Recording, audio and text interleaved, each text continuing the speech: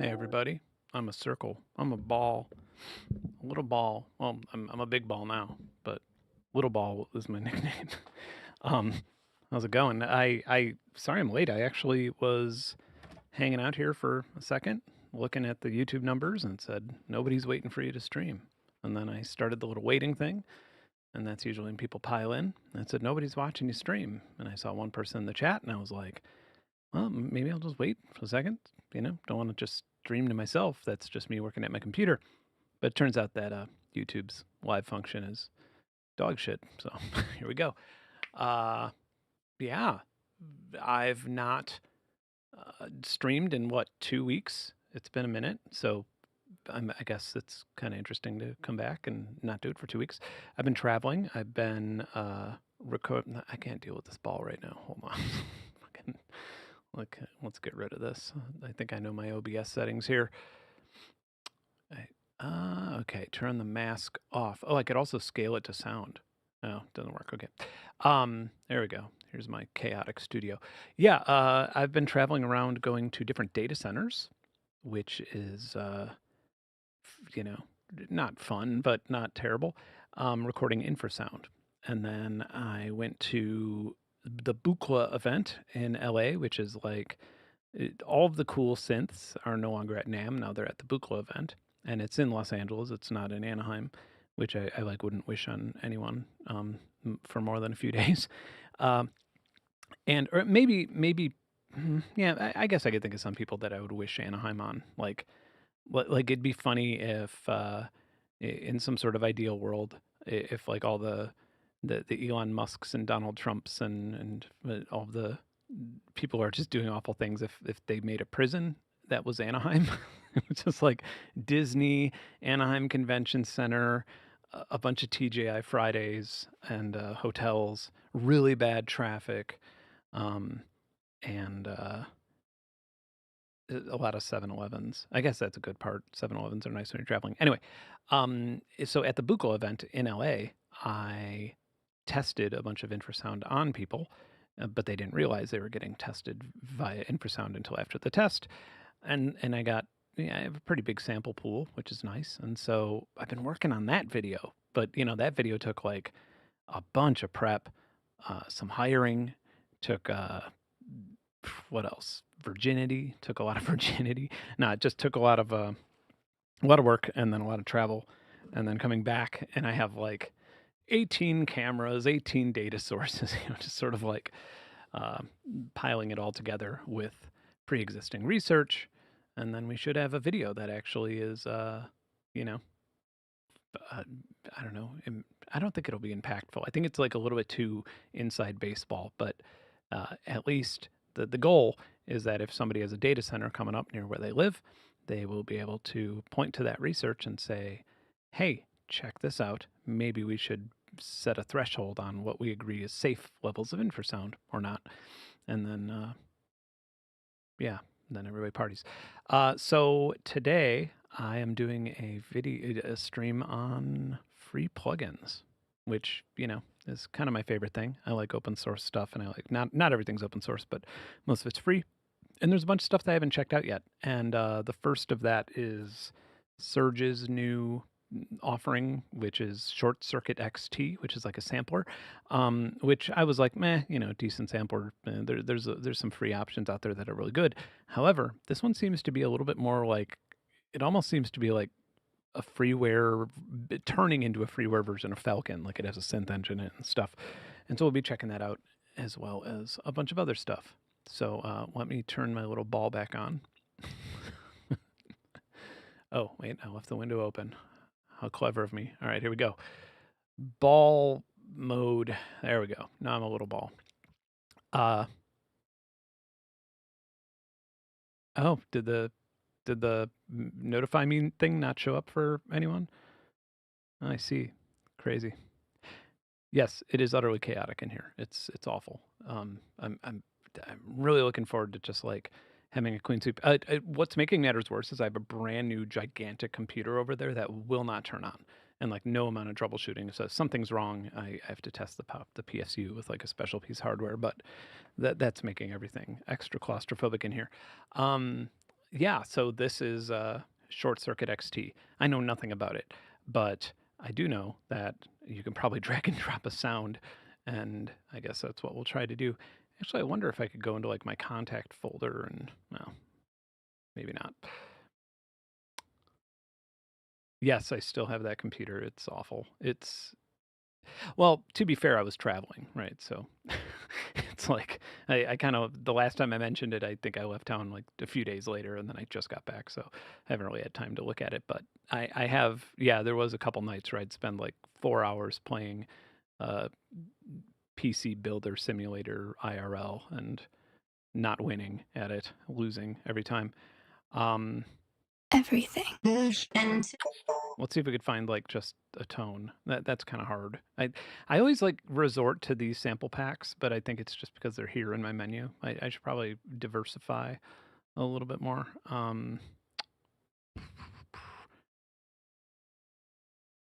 You know, it's funny. I was thinking about this today. I've had a lot of media engagements this week. I've just had a lot of like, mostly due to the flock stuff and stuff like that. And so uh, I've noticed I'm like, why do I I speak so well when I'm talking to like a news anchor on like this, there's a lot of high pressure, and for some reason I just sort of get through these sentences without so much as an and then as soon as I go on my little channel here, my little streaming channel that has low viewership by design, so I don't have to deal with pressure. I cannot speak that well. It's very bizarre to me. Maybe I'm a high pressure kind of guy. Maybe I'm one of those people who like, like when a lot of people are like playing in the game in the tournament when they're when they're playing in the finals, they choke, and I'm the person who sucks all the time except when the finals are happening.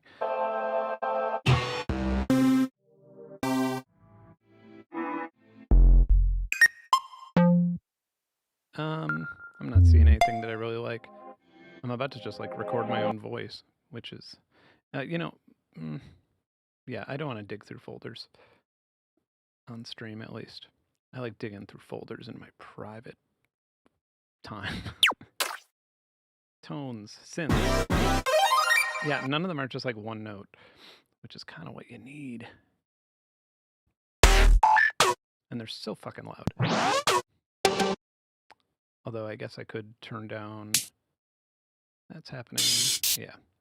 Yeah, that's a little tip for you. If you're an FL user, you could map your metronome and all of your preset sounds, like all the UI sounds, you can map them to a channel, which helps because for some reason, like everything is loud as fuck.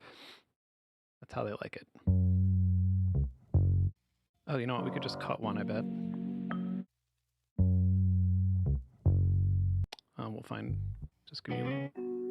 Okay, this is close. Close enough. Groups. Okay. Let's bring it in here. Stretch it. Can we stretch it? No.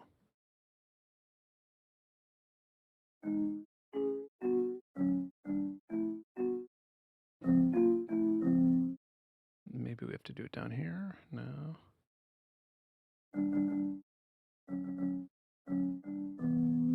I'm sure there's some reason I can't.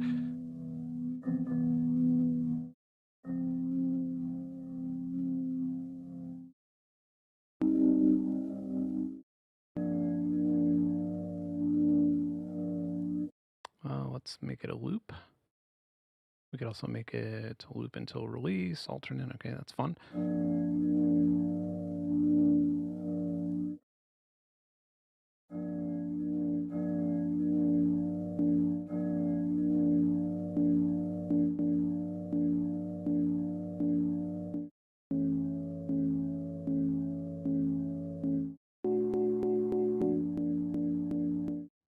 And then we have some crossfading.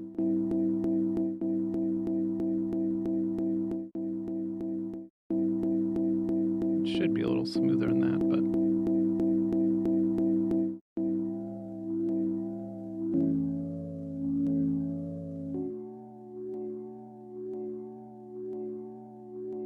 and then we have a bunch of effects, which what's Tree Monster? Oh.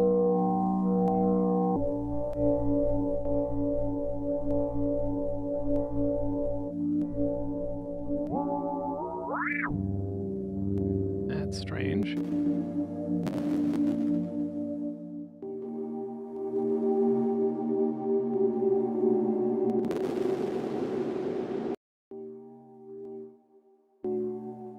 This reverb's a bit better.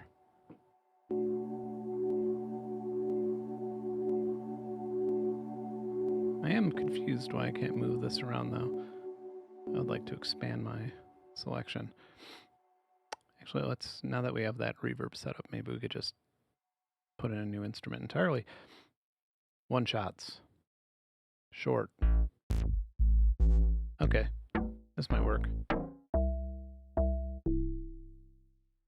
That's fun. So yeah, we have it on one key. Yeah, I don't know. I guess you could just do it when you bring it in.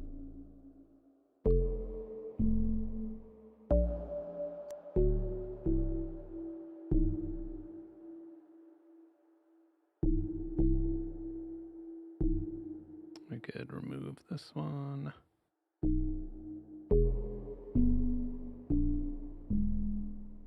Okay, so we could add all of our little, we could add even more. Okay, so this is your main effects.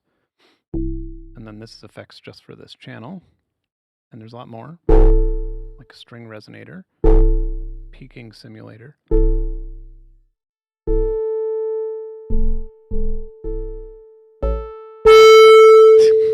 Hit that resonant.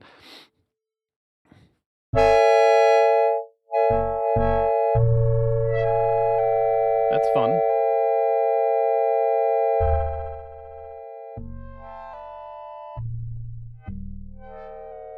Oh, nice. So it's in a, it's always in a chord.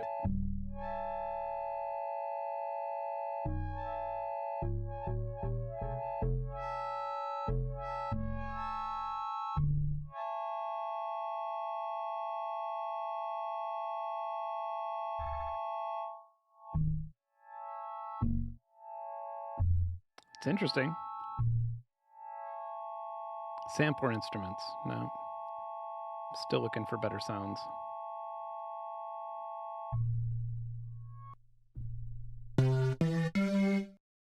Yeah, these are all terrible.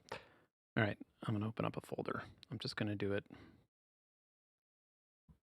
Oh, I might not have it plugged in. Never mind. Yeah, I don't have my main contact drive plugged in.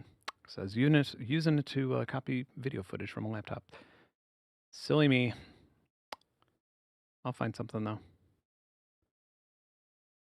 And note that I'm like not using FL Cloud just because not because I have a problem with FL Cloud. I just don't want to deal with even more things to choose from. That's close. Oh, look at that. That might do it. That might be our chippy. Get rid of our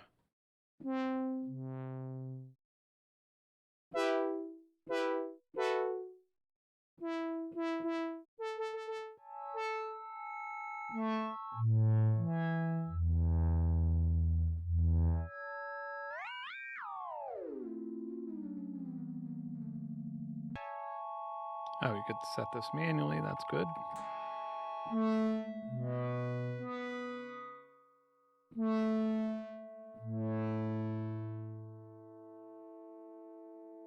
Comb filter. I dig this though.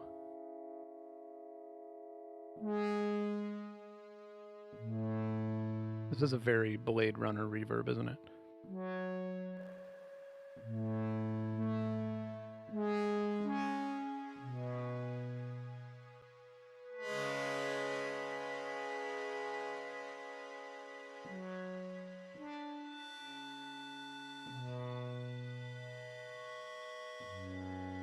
Audio rate modulation.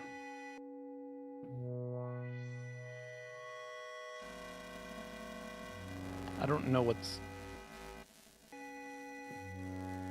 I would have to learn a little bit more about how that works.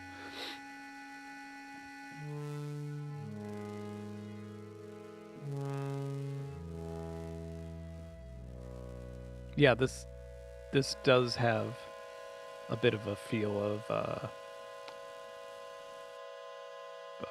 Falcon.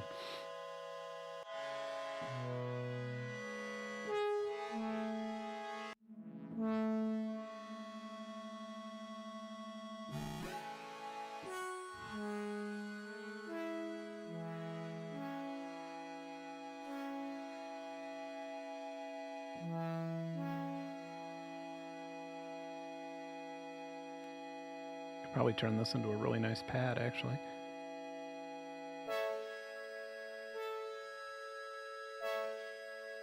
Oh, I guess we would have to bind this to something.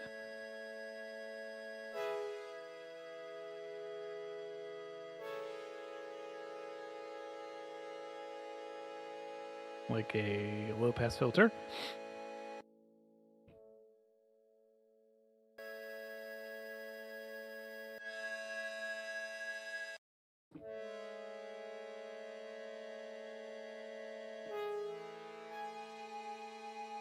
Maybe not. Maybe that's what this does. No?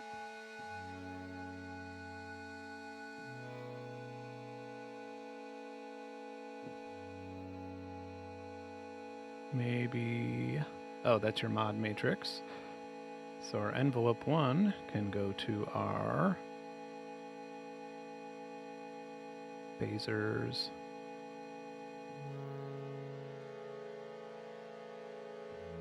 Oh, target. Oh, okay, so you could mix them. That's like complicated, but also cool. All right. I realize that this probably sounds like poop.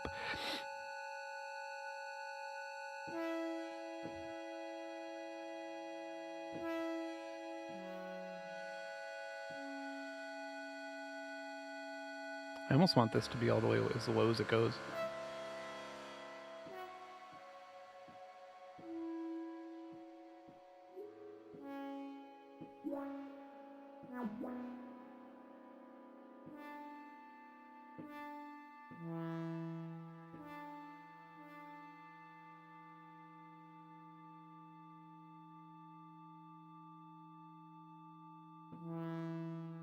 Oh, I see something moving. There we go. Nice. Not the most intuitive, but... Which is kind of what I was hoping for. More intuition than Falcon. That's my biggest complaint.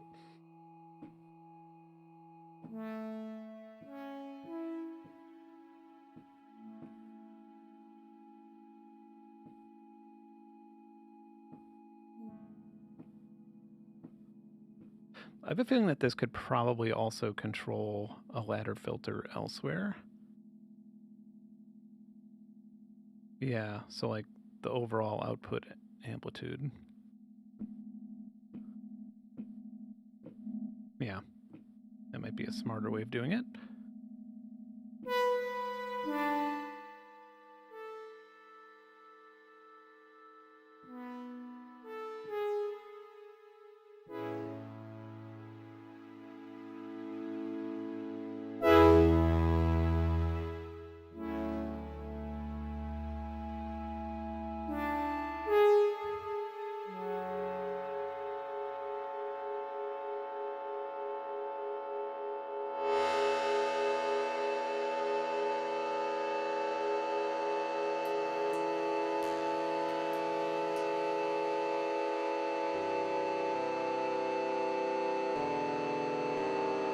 I love that.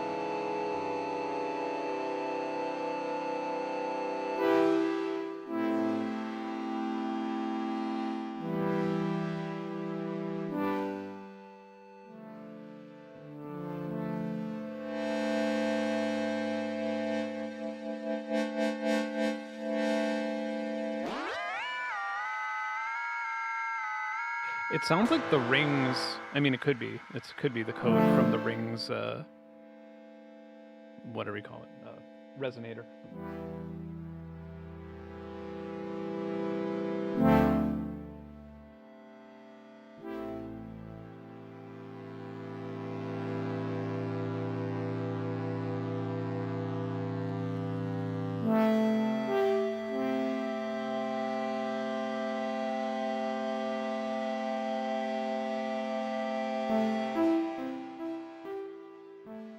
little plucks here.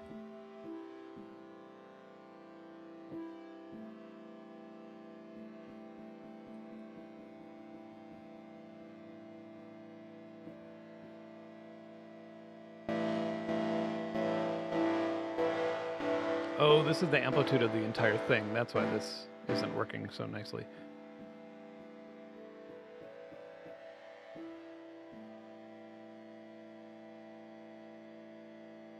Yeah, there's trigger conditions. And then zones. Yeah, there's a lot to do here if you're into samples. But I have more things to check out. But yeah, this is cool. What else was there? There's something else from, well, I think all the stuff will be highlighted in orange. Oh yeah, this as well. I've never even seen this. This is like, it's a newer updated version, but this is from the same Surge developers. And they've made an OBX. I guess this is like a newer version of OBXD and free. Which is, yeah, I mean, these things make amazing pads.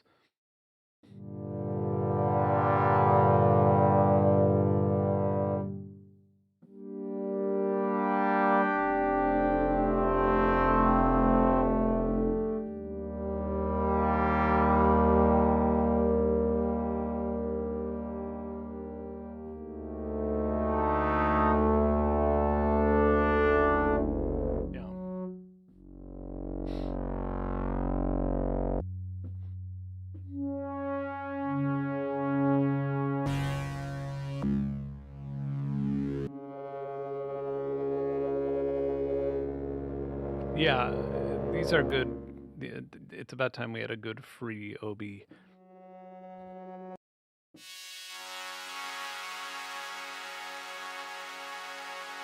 Does it have effects? I kind of like that it doesn't. It allows me to use my own. I feel like in so many different VSTs, I'm always disabling the effects.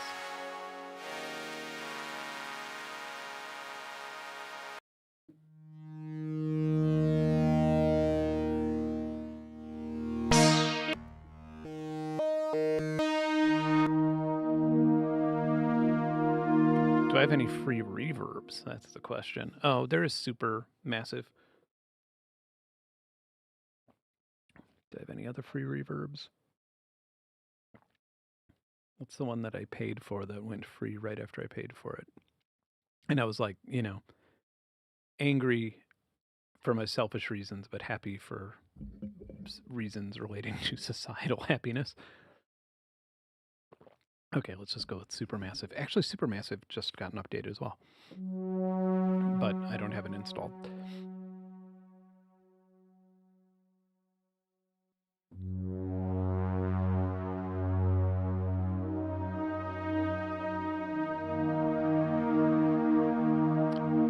I'd be cool with all hardware and software synths eliminating software effects.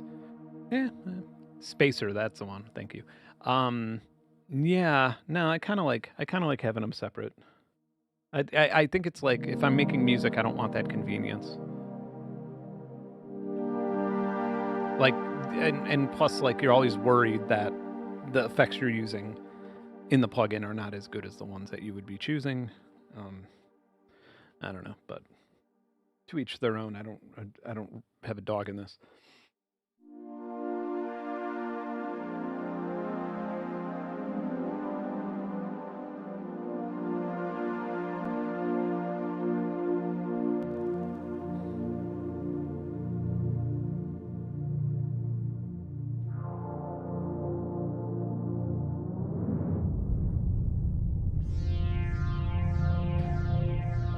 Dude, I love Supermassive because it really explains to you how reverb works in an audible way.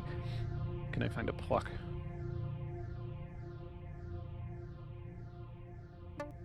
I mean, it's free, so we could explore it.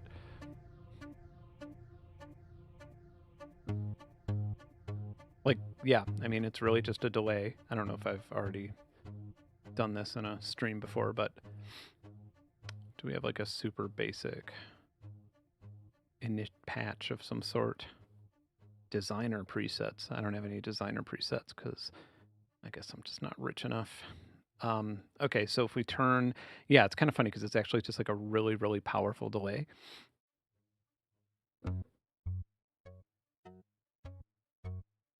So we'll turn warp off, and it should just function as a delay.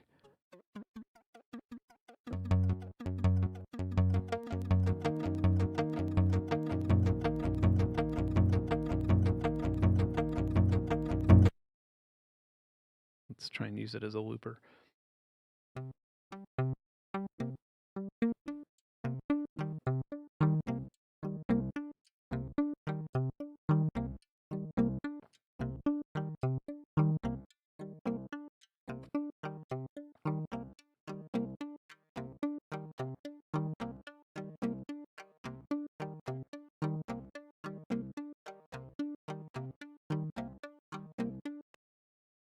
And then you can even clear it.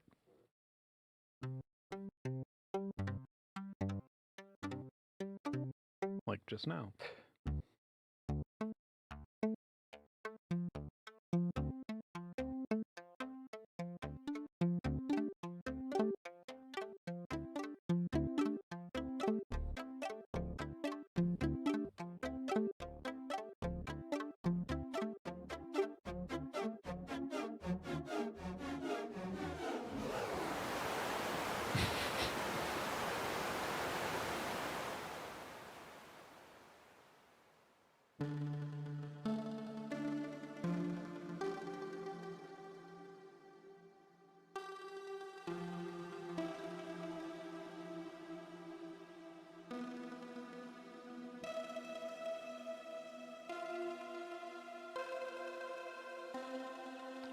Is the shimmer one free? I thought it was money. And so really the only thing that changes here is mostly the warp is what changes. Like just what happens when it warps. Otherwise, it should all behave exactly like it did before.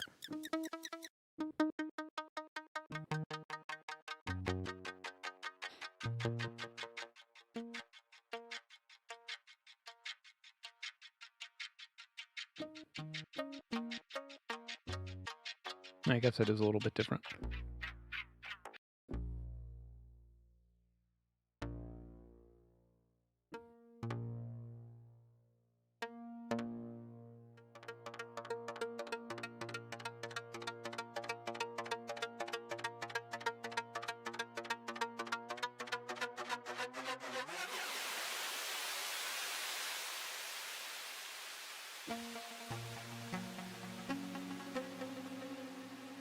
Oh yeah, I wasn't even familiar with that. I'll check that out.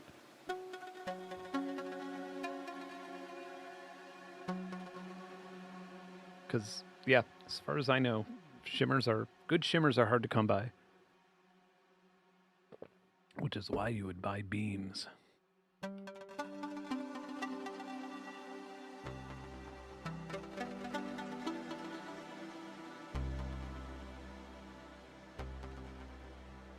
Yeah, I don't want no built-in reverb when we could do this for the same price.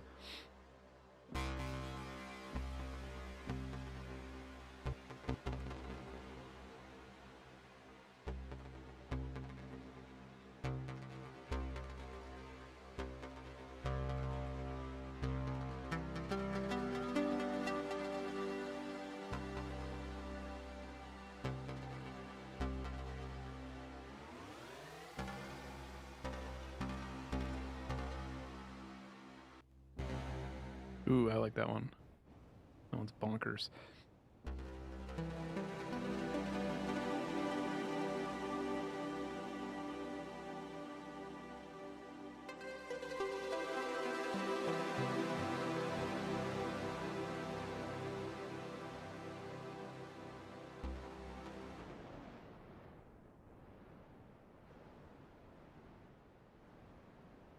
I do love the clear.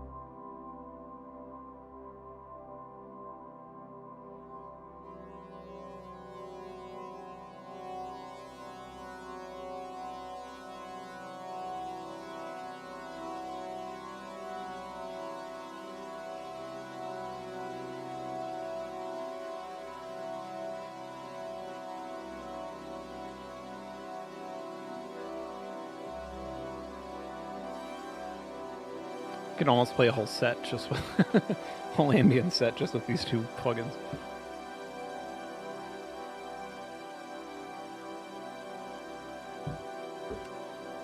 Hello, in Mexico. I almost went to Mexico this last month, but I was concerned I wouldn't get back in for the obvious reasons, and also just with the government, and also with my recent videos. I was like, maybe I won't get back in. I probably shouldn't. Yes, I have checked out some of Full Bucket stuff. Some of them are, yeah, some of that's amazing.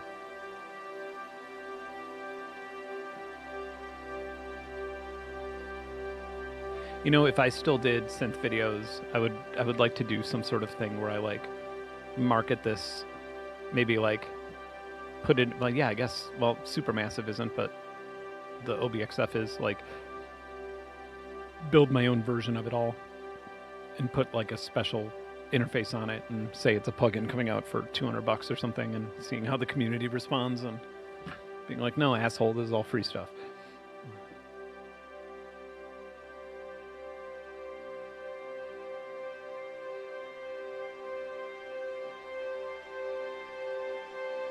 You know, I do have an offer to perform. Oh, by the way, when I say that I have an offer to perform, it doesn't mean that, like, nobody's giving me an offer to perform. I ask for money. I ask for a lot of money, and I ask for friends that are musicians to play with me and things like that, just because I don't really have that much incentive. Like, however much a show would pay, for the amount of time I would spend rehearsing for it and stuff like that, it doesn't really. I would just rather play by myself and not. I've never really gotten a kick out of it, out of live shows. But yeah, I have a offer to play a festival in the first half of this year, and hopefully, I hope I hear back soon, because it's kind of getting to the point where I would say no anyway. But yeah, I'm going back and forth with offers, but it might be interesting. I would like to play in Mexico too, but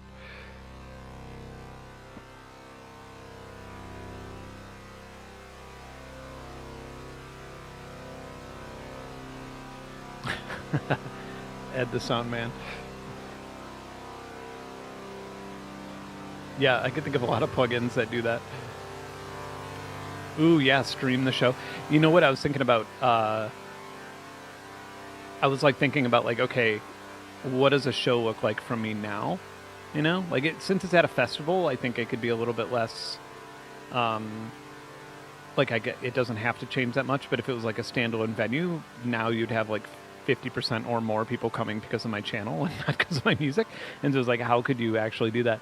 And one of the ways I was thinking about was using like open, like, I know, who was it, Massive Attack or somebody, they used facial recognition in the visuals of one of their shows, but I was thinking, like, yeah, do that, but with open source intelligence, like literally just maybe cross out some characters, but like dox people in the audience as it's going. Like, that would be pretty cool.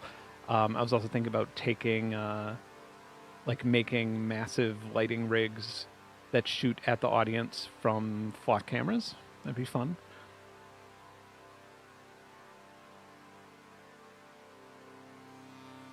Yes. Yeah. Yeah, live stream. I'll ask the promoter. I'll be like, can I? Is it okay if I live stream the show on the internet? And they'll be like, yeah, obviously.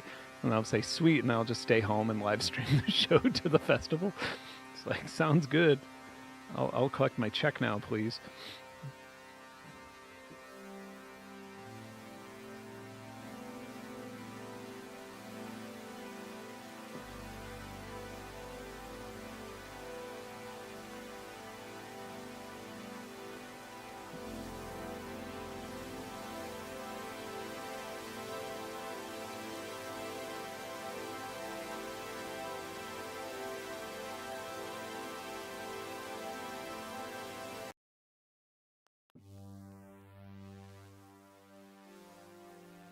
Well, first of all, I'm definitely not a genius, and second of all, I feel like my streams are the worst example of me at work. Like, I'm so distracted and not in the zone with anything.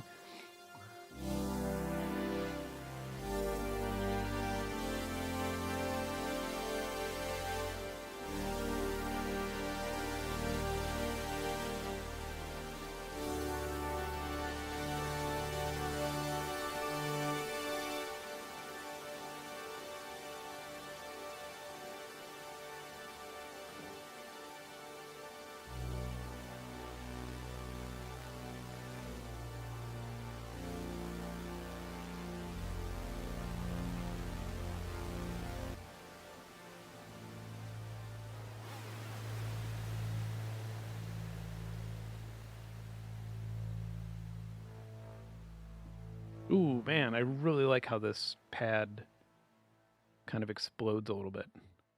I really dug that. Maybe it was only the lower keys where that was really... Yeah.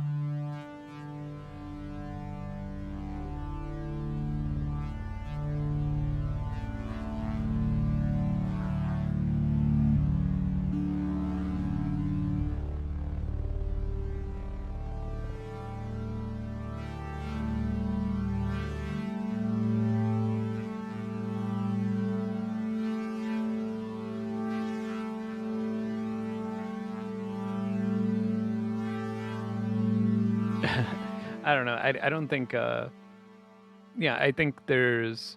Well, something that I tell people often is that if I'm doing a video on something, this is something I learned, is that it's important for me to seem, even if I'm a 7 out of 10 out of it, if I'm like learning about something and I'm not an expert, I haven't spent my life learning it, it is important to present myself, not give information that I'm not sure of, that just gets me sued, but it's important to present myself as a 10 out of 10. Because that way people say, oh, okay, all right, I'm going to listen to this. Not so much about people like trusting me, but as much as people trusting not to click away from the video right away and force them to sit down and learn something. But the side effect of that is that people probably think I'm a lot smarter than I am. And I'm not being modest, just sort of how it is.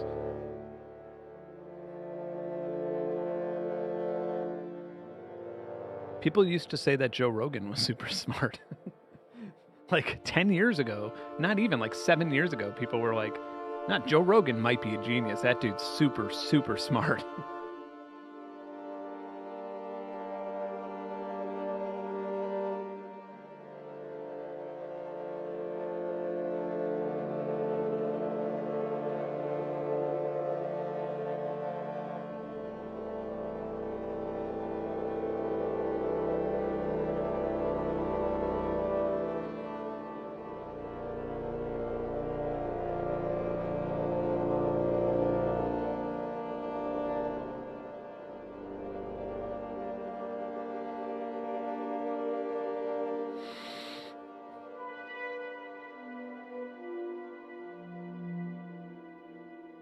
I wish that, well, I don't know, it's too late for Joe. I was gonna say, I kind of wish he just became like, I don't know, an MMA commentator again. I mean, I know he still does that sometimes, but I feel like that's when he was the most likable. He was just very, very knowledgeable and passionate and sometimes funny about this one particular sport that, to me, I love the sport. I think there's a lot to it. And he knew all the lore and he knew all the stats and he put it all together with that comedian brain of his and made it work in a really nice way. But whatever, he's made a lot more money doing it this way, and clearly he cares more about money than than that.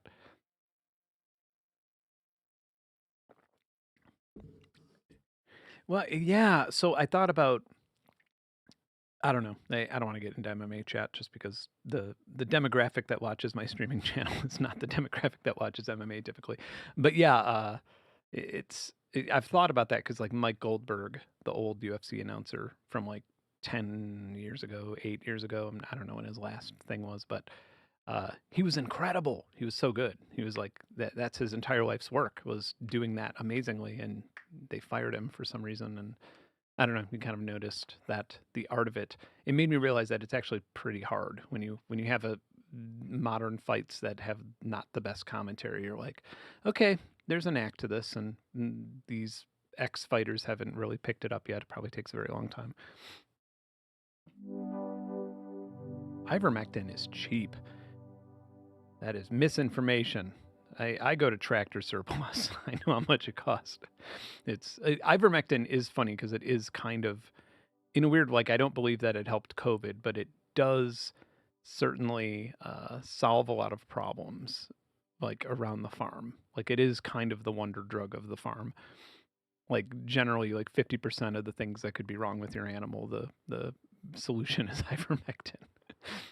So I don't know where it got involved with COVID, but I could see like a farmer being like, "There's ivermectin," just sort of like just spray Windex on it, it'll be better.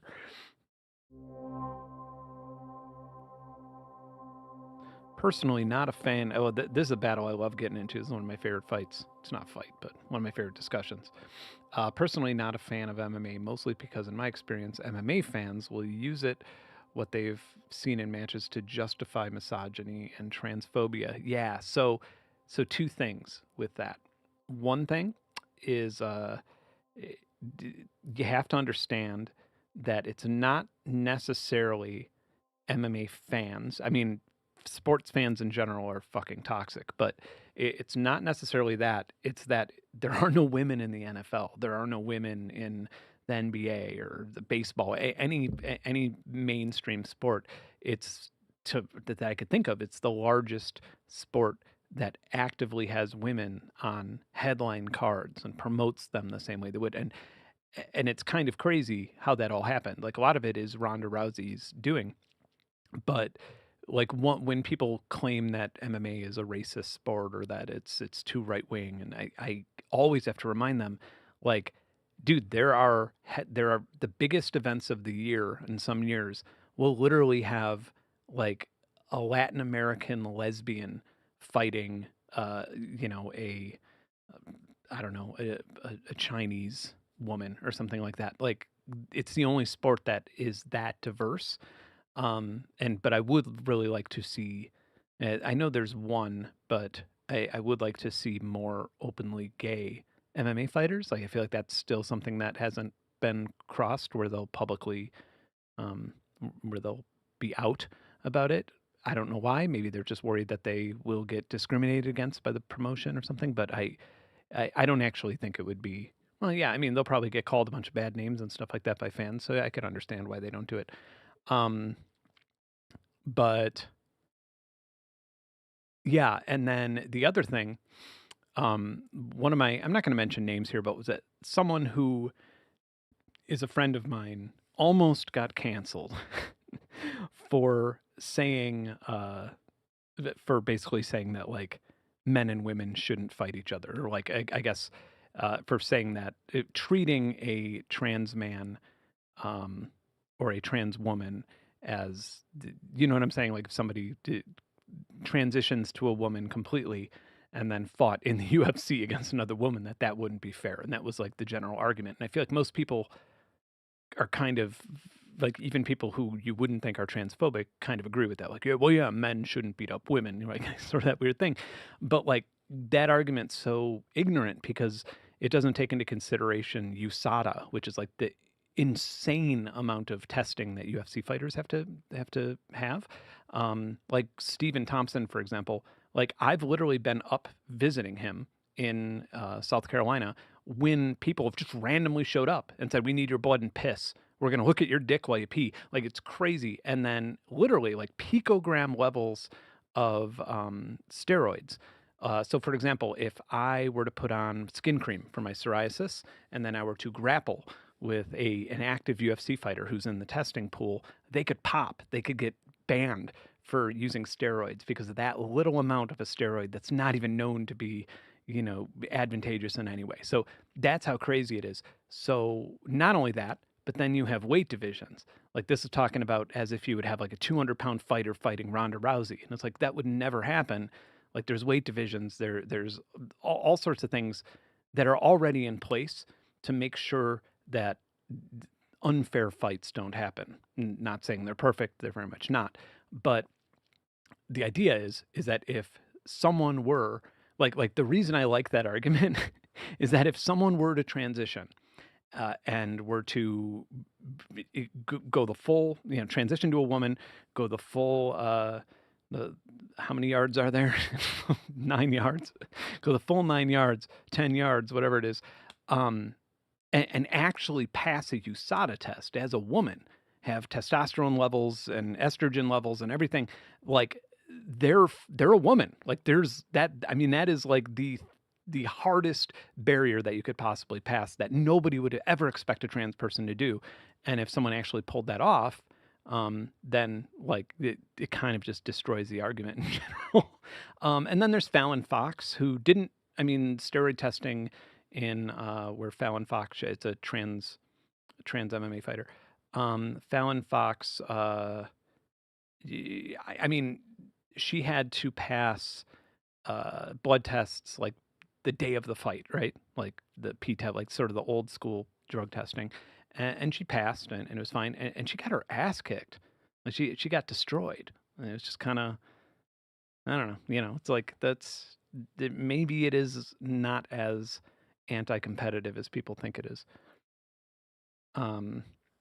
What about bone structure formed through puberty? Yeah, so that's like the one thing, right? It's like bone structure, and then I'm not sure. I don't think we know. I don't think like we as humans know if like how body fat changes with people who have transitioned entirely. Uh, I'm not sure that's like been studied. I don't think it's been on anybody's priority. But the two things that I would say, the two big differences between men and women in MMA would be the bone structure thing and body fat. Like women just have more body fat, like because they're fucking fat. No, because they have to have babies and stuff, and so the body just generally works out more body fat. But body fat is also good in MMA. Like if you notice, like some of the best MMA fighters in the world aren't like, they don't look like bodybuilders. They look at a slight bit chubby, and that's because that body fat actually helps them. They could cut a lot of water weight with it, etc. So the bone density thing, I would say, is like the only possible birth advantage, but it is so minimal compared to everything else. Like if you have a fighter who has parents who, well, like let's say you have a fighter whose parents supported her entire life to become an MMA fighter and had millions of dollars to like send her to the best training camps and make sure that she's eating clean her entire life, and is, seeing the best orthopedic surgeons whenever she has tendonitis and stuff like that. Like that person has a huge fucking advantage over the average fighter, right? So probably 10 times more than what bone density would give you. So I guess when you think of things like that, like anybody who's familiar with MMA, John Jones is probably like one of the most genetically gifted fighters in the world. Like it's as if this dude was born to be a fighter. He has like an 82-inch, 83-inch reach. Yeah, I mean, yeah. If you just watch him fight and see how he uses his physique, and then he has two brothers, and both of them have Super Bowl rings. They're both like world-class athletes. So it's like this person has like the best genes in the world, for that type of thing.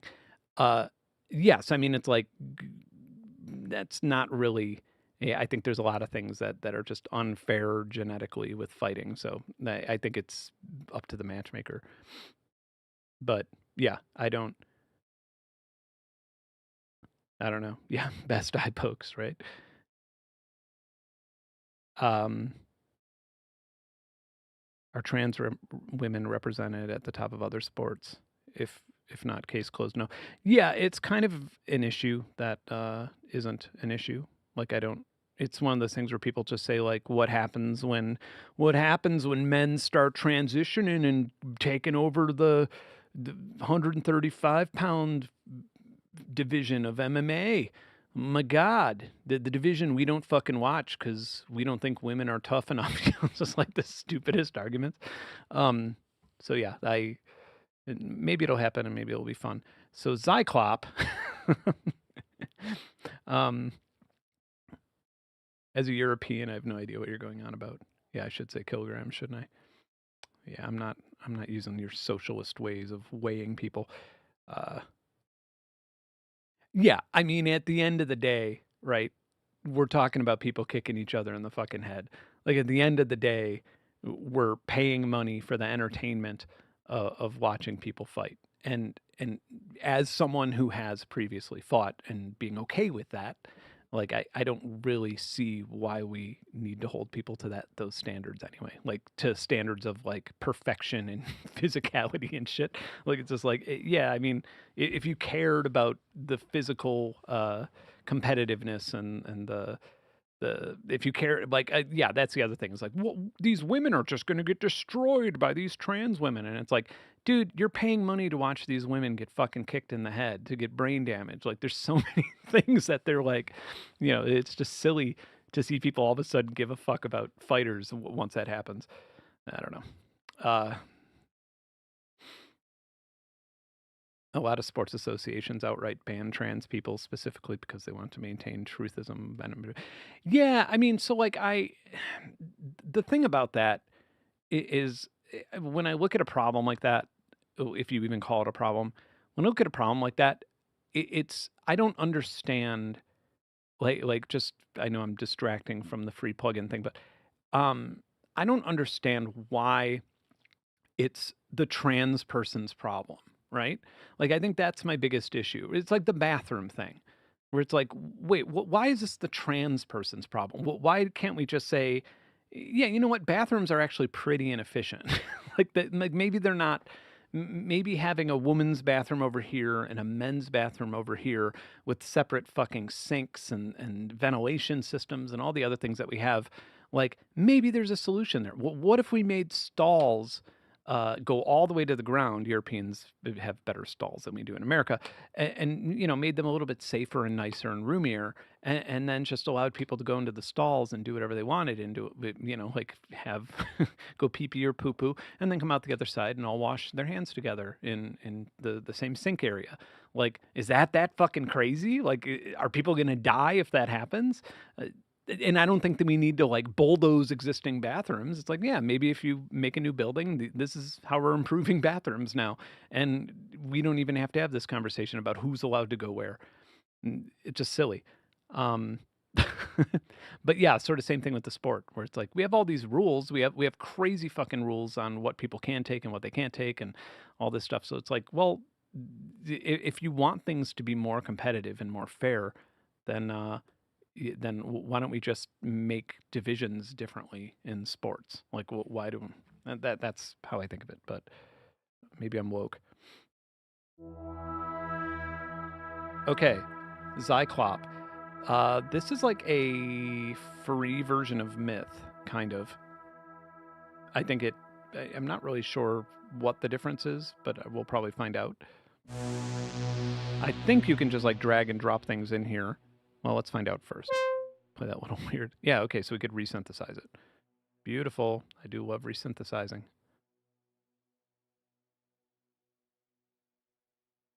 Yeah, the plants. I was just thinking about that too. I really like that plant synth. I don't like it for music making. I don't think I've ever found a reason to use it for music making, but I did like playing with it. It was innovative. I felt like it was money well spent. Ah, Data Broth, how you doing? Yeah, Cyclop. Okay, that makes sense. So it's a shareware version of which I'm fine with. It still seems like an incredibly powerful free plugin. I can't complain.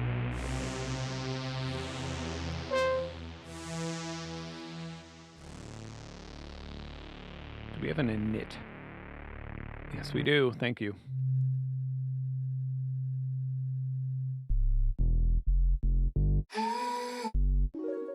Okay, let's try this. I don't know what these are. Oh, wow. Okay. And then what if we resynthesize at V1? It'll take longer. It trains in a data center. Okay. I like this.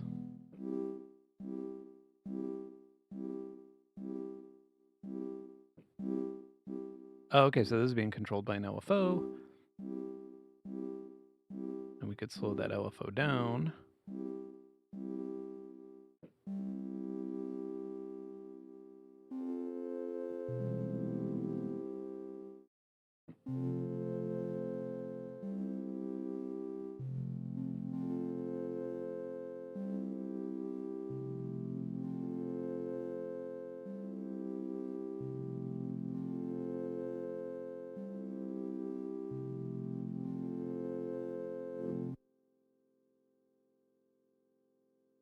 Can we add a point? Yes, we can.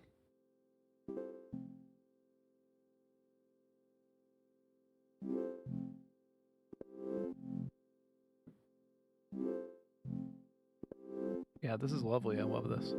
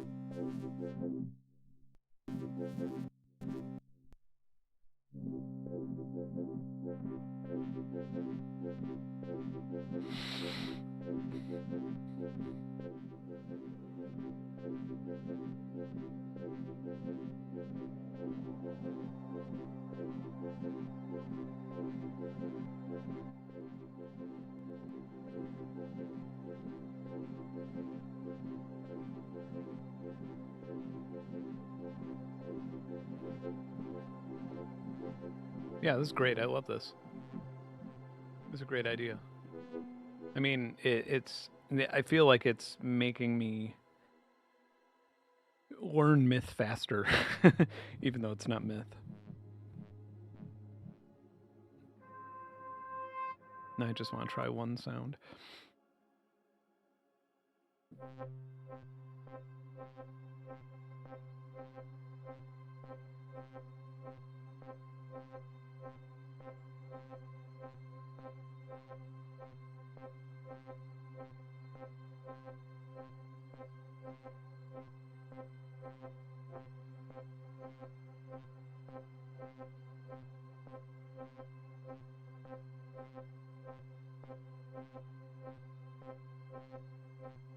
I'm reading these things on the bottom here.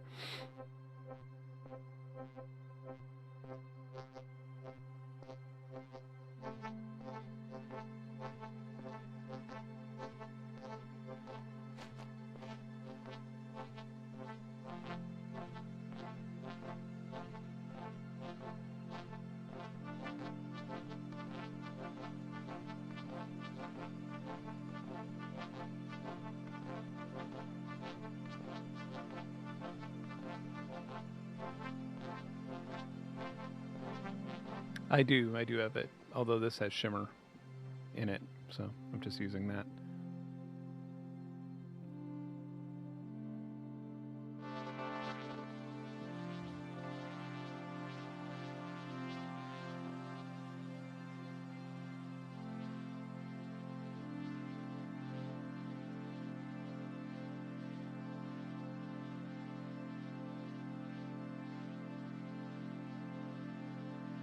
So we could just set a sign.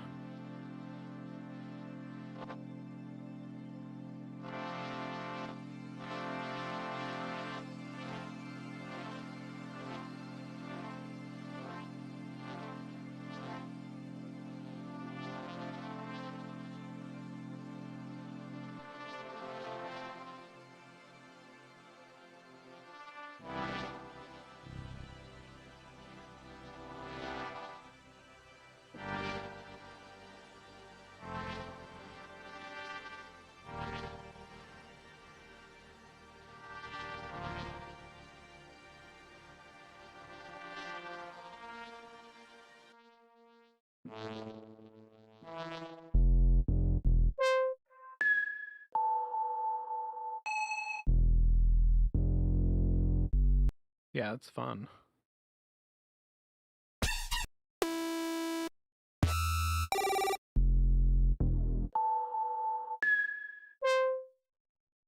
fully.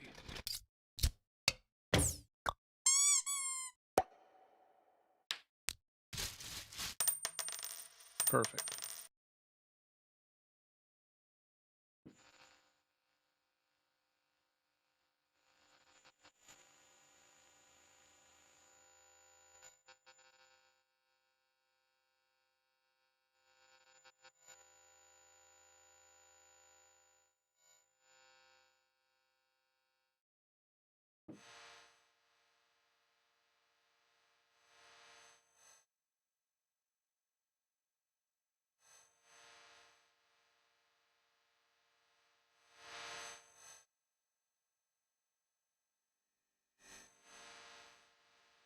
Nice. Yeah, we could import with V2. Yeah, that's a little bit more literal, isn't it?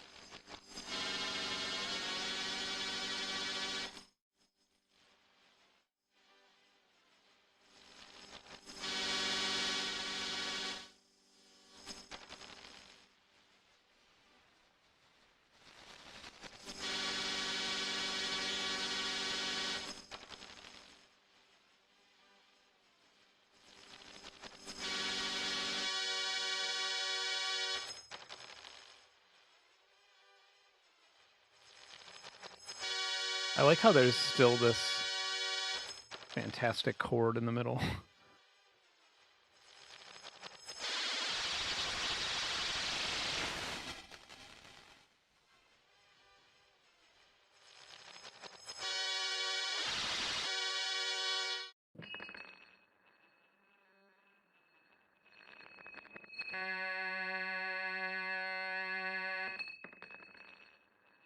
It's interesting how it sort of stops there for a second.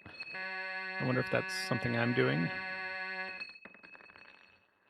Let's see where it is in the LFO when that's happening. Okay.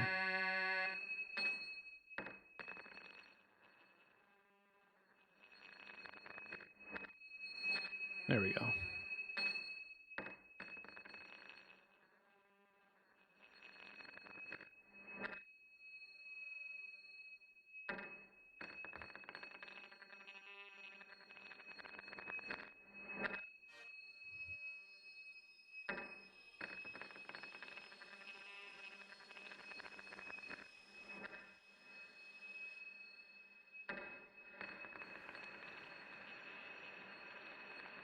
Jesus.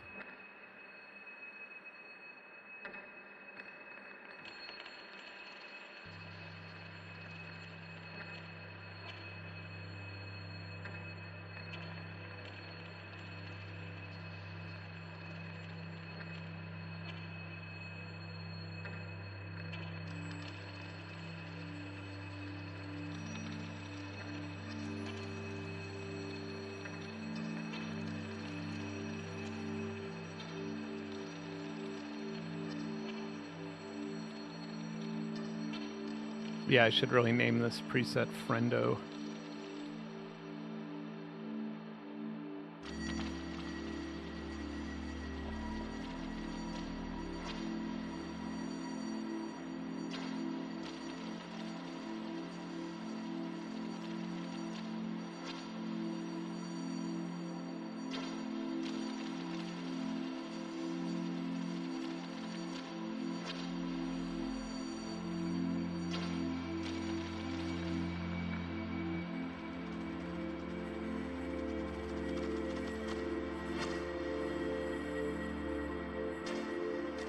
Actually, it'd be nice to have the ADSR bring in a really late, well, I don't know if that's going to be possible, but we could try it.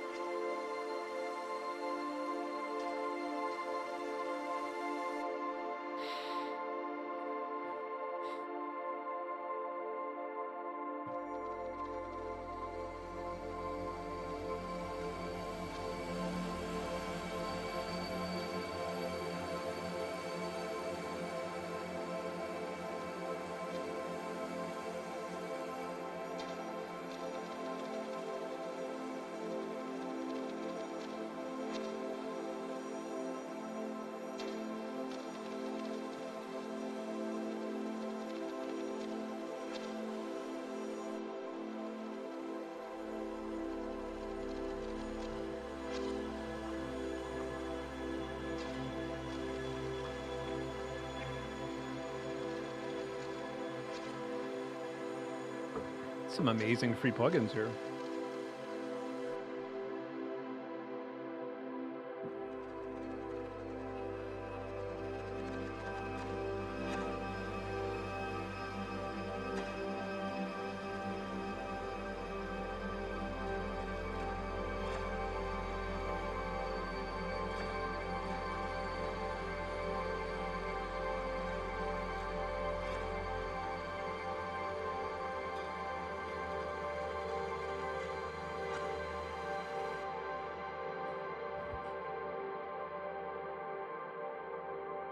Fucking reverb's insane.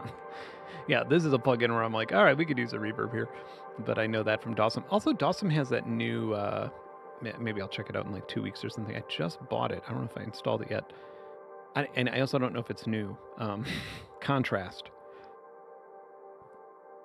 I was literally in the desert doing something completely unrelated to music, and Venus Siri Cameron was just yapping about music software, and I kind of was like half listening because I was really tired, and I was like, and then he's like, yeah, and that Dawson contrast, you could just like load an image in there, and I was like, what the fuck, contrast? You mean contact? That's not Dawson. And he was like, no, contrast, and I was like, what? Huh? And then I was just reminded me to look it up the other day, and I was like, holy fuck, I had no idea this existed. Yeah, this is only Cyclop. Just running through the master channel. 100% free. Ooh, Frozen Lake, Michigan. I have some photos of the polar vortex. It was my last year in Chicago where like the entire thing was frozen. There's like fog everywhere from some weird physics thing happening with the ice. Some weird physics bullshit going on.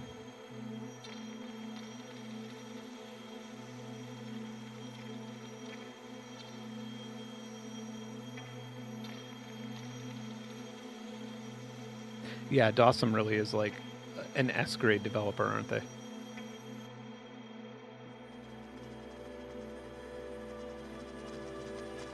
CPUs are on 15%, so I mean, that's pretty good. Oh, we're using eco mode. Let's use ultra. Let's go.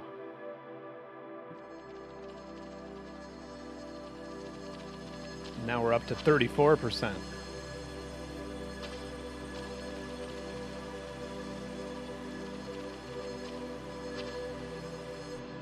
Hey, Mom. No, it didn't, I don't think it snowed ever. Like, from what I remember, it was like, it would snow and snow and snow, and then immediately go, like, sub-zero and freeze.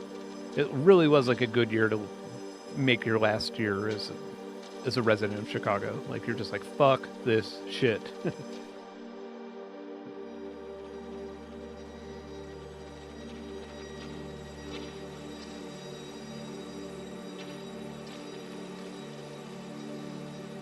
Oh yeah, pressure. I'll have to bust out, it's literally next to me, but I'll have to plug in my Osmos.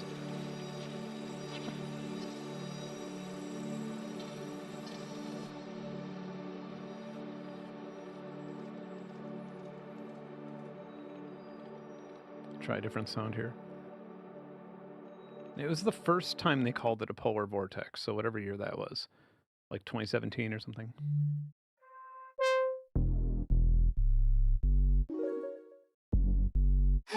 Like, because I remember everybody was like, what the fuck is a polar vortex?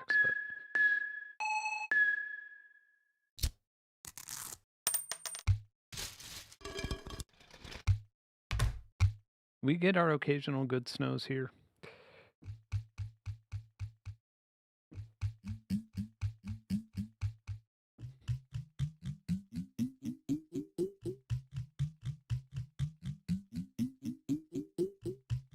Kind of interested in what else is going on here.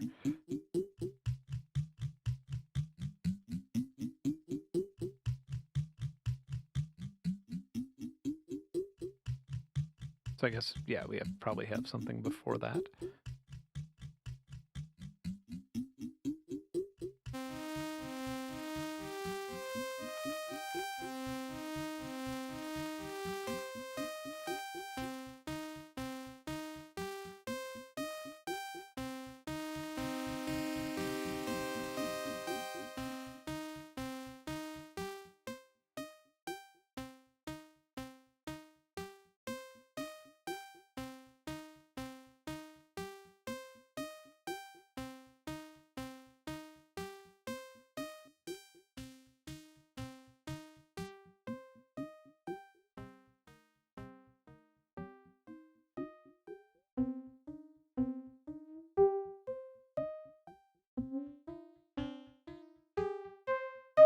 That's interesting. I did not expect that.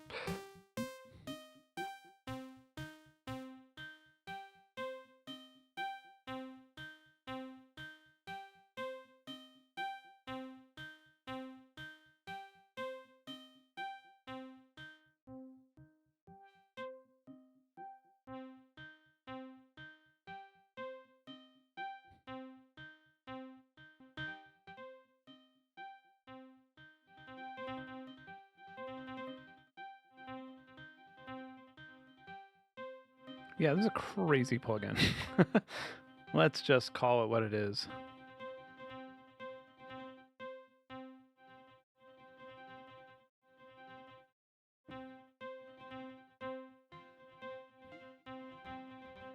It's like, what if I just mash my hands?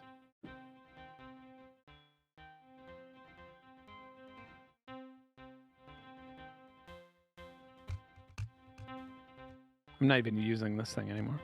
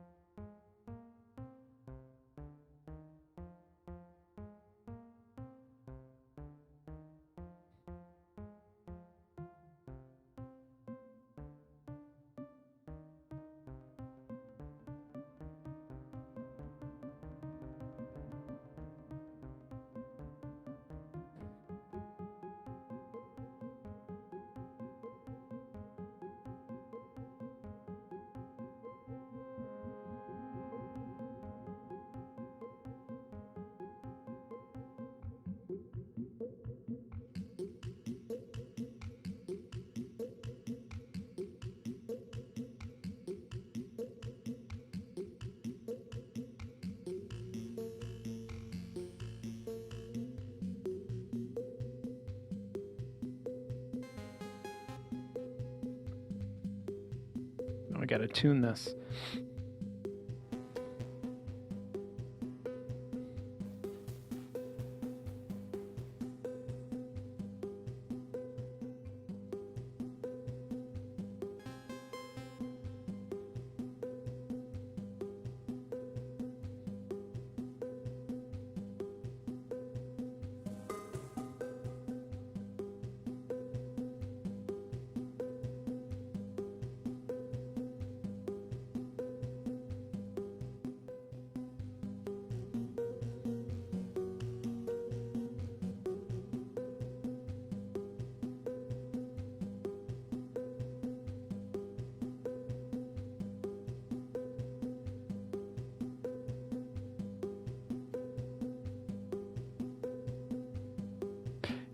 Yeah, this is definitely a gateway drug to buy the instrument, but like also okay.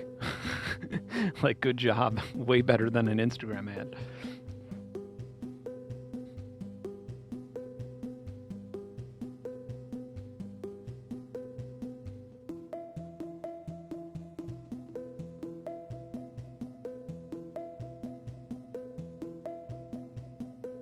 I don't know if this is going to change the pitch of the entire thing. No.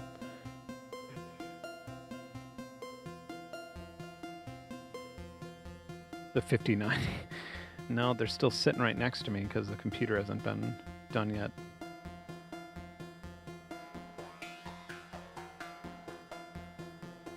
Yeah, and with... I don't know. I have no idea what's going on with GPU prices. I haven't looked in a minute, but... You got an ad? Really? They must just be like, okay, sorry, Ben, we're giving them ads. Yeah, I don't think I usually disable them unless it's like, oh, there we go. This will keep it in pitch. Yeah, I usually disable ads on streams. just because. But like at the same time, if I'm doing a stream, I don't really do it anymore. But back when I did a stream where like, you know, if Polyend or something was like, hey, we're going to send you this. Do you want to do a stream on it? I'd be like, sure. And then I'd usually enable ads because I believe that if you enable ads, the YouTube algorithm probably pushes things further because it's a for-profit company and they need to make money. But anyway. Okay.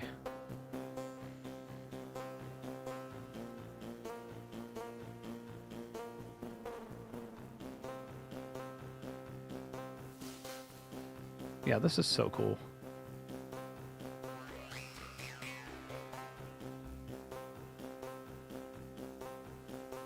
I'll have to go through my settings again. One shitty thing that they did. Oh man, how long ago was this? It's almost a little bit less than a year ago. I just got an email, or maybe it was a notification in my main channel, and it was like, "Hey, we're changing the way that we're placing advertisements a little bit, and blah blah blah," and then just sort of at the end of that, it was like, "And we've automatically enabled advertisements in our ideal way in your videos," and so I've been very sparing. I've been very sparing about how many ads I put in my normal videos. You know, I usually try, if it's like a 30-minute video, I'll put like 3 in, maybe 5 total. No, not even 5, like maybe 3 or 4. And literally, like they would have 20, and I was just like, oh, jeez, fucking Christ.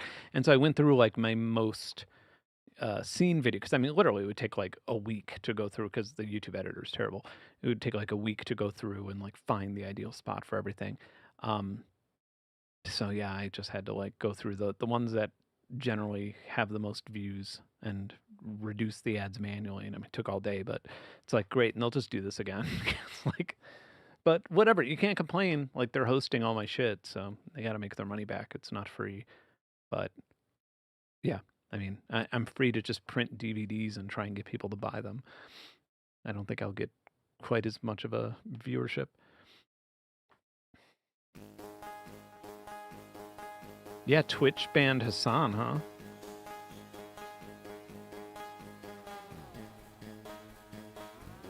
I think they banned Hassan on a stream where I was in LA, and like we were talking about meeting up, but like we just couldn't make it work with our schedules. But it's like, man,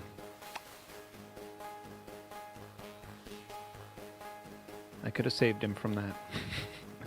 No, it seems like he's on YouTube now or something. I don't really watch that much streaming, so I honestly wouldn't know, but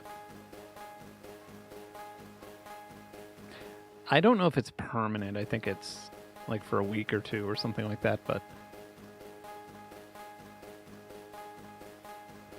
it's funny because like people were using Twitch. I mean, I know Twitch has always had its issues, but people were using Twitch because of YouTube was like banning people from places and stuff. Eventually, everybody's just gonna end up on Kick, aren't they? That place offers some money. I've been offered some money to bring my stream there, and I mean, like right after COVID, Twitch offered me some fat stacks to bring my little stream over there, but I was just like, I know how this works. You're gonna pay me for this many streams per month, and then once my audience goes over there, you're gonna stop paying me, and I'm gonna have no incentive to. You're gonna have no incentive to pay me, and then I'll have just moved my audience to a different place without any sort of extra compensation. I don't know if Kick is a complete nightmare. I know the only thing I've heard about it from streamers are Destiny and Amaranth. I went weirdly, like friend of a friend situation. I went to see Amaranth's horse. Amaranth is like kind of, I think she has an OnlyFans, like a very popular e-girl. And yeah, I mean, I guess basically this was sold to me. It's like, I have a friend here in Texas, and not far from here, and there's a bunch of horse stables, and she's hanging out with horses.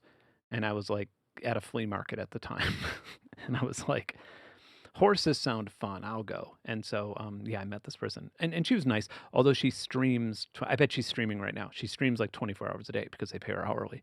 It's pretty crazy. And then Destiny also has a Kick channel. I don't know. I mean, it seems like they just pay hourly for the stream, and so you kind of know up front. So it's like if YouTube was like, "Hey Ben, we'll pay you $500 an hour to stream," I'd probably stream a lot more. Maybe, I don't know. I don't know. It depends what my what my goals were in life. I've probably streamed just as much, maybe less, because I stream because it's part of this Patreon thing more so than part of a hourly rate. But that's also like then the streaming quality. Then you're just streaming, and like that's why if you watch a lot of Destiny streams or Amaranth streams, I mean, she was literally streaming us walking around horse stables, and then we went to a Mexican restaurant. She streamed that, and everybody on my side of the social group was kind of uncomfortable. We're just like, all right, we got to go. And also, like, I felt sorry for her in a weird way, but not because she was being compensated so well for it. But yeah, and then Destiny, it's a lot of watching YouTube on stream. I don't know. Doesn't seem like so. I guess like the bar goes down because you're being paid ahead of time. And I suppose if I were, I would have to put a lot of work into my streams if I were trying to make it a platform that I could monetize through views and advertising like people do on YouTube here. Flock would probably pay you $500 an hour to say you're okay being on camera 24/7. You know what's funny is the Flock safety. They had what city was it? Not Prescott, some other city in Arizona. Yeah, no, Prescott, Arizona. They had a rep go out there and do a testimony at like a public hearing in the city hall, and take questions from people, and referred to my video a whole lot and said a lot of very, very untrue things, and said things even about like how I feel about surveillance. And, it's like spoke for me in a way that didn't actually represent anything that I've ever said. And I was initially going to do this stream reacting to that. And the idea of that kind of made me nauseated. Like I didn't want to mix it with this side channel. And I was like, so I'm just filming a reaction video after this briefly, just because now, of course, news agencies are like, or, news websites and news channels are like, hey, they said this, do you have any remarks? And it's like, I'm just going to record a video and send it to them. And if they want to take a clip from it, they can. That way I don't have to do a bunch of interviews. But yeah, it's pretty extreme. I mean, they say Flock has never been hacked, that like my video is full of magic tricks, like just garbage. Check this out though, Tape Fiasco. I have no idea what to expect, but what's a freeware plugin that I could put in the background? Surge, I guess. It's an easy one. I just need kind of, actually let's, I know Piano Tech isn't freeware, but that would be so cool if Piano Tech was freeware. But Piano Tech's great. For the money, it's like probably I say this every time I stream, it's probably my most used plugin, but just because it's so easy to load up a sound and play something. But I'm very familiar with the sound, so it's a good thing to check out a plugin like this, which I have no idea what to expect. I'm just going to click buttons. Okay, that stretches things.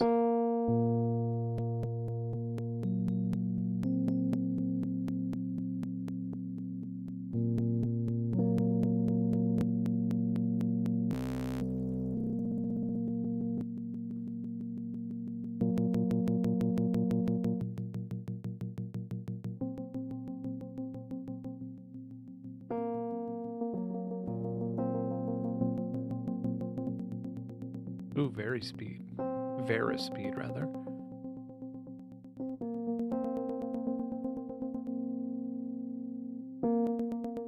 I like the style of it. I'm not sure that I would compare it to tape, though.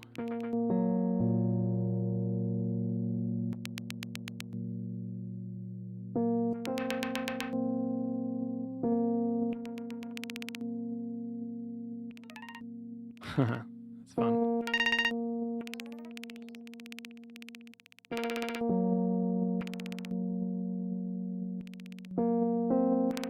I feel like it could use tooltips, but again, it's free.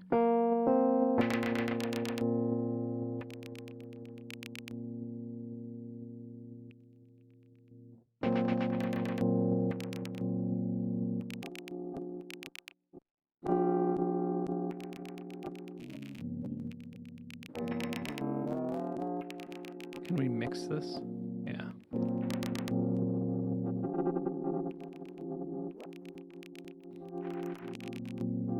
I like that.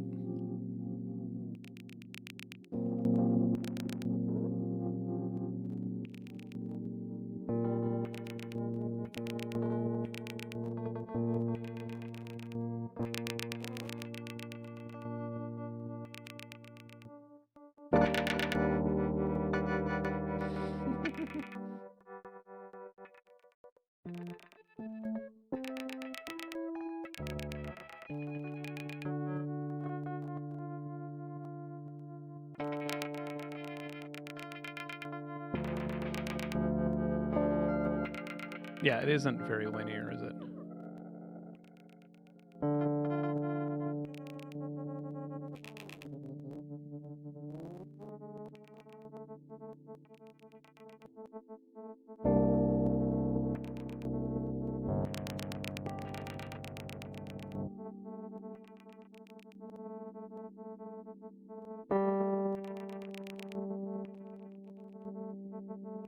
Yeah, I feel like this would be better for drums.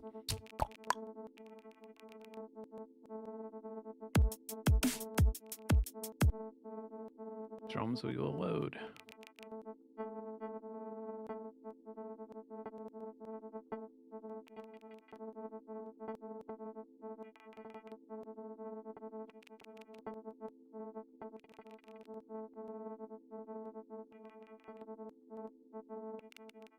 Sorry, going through these comments here.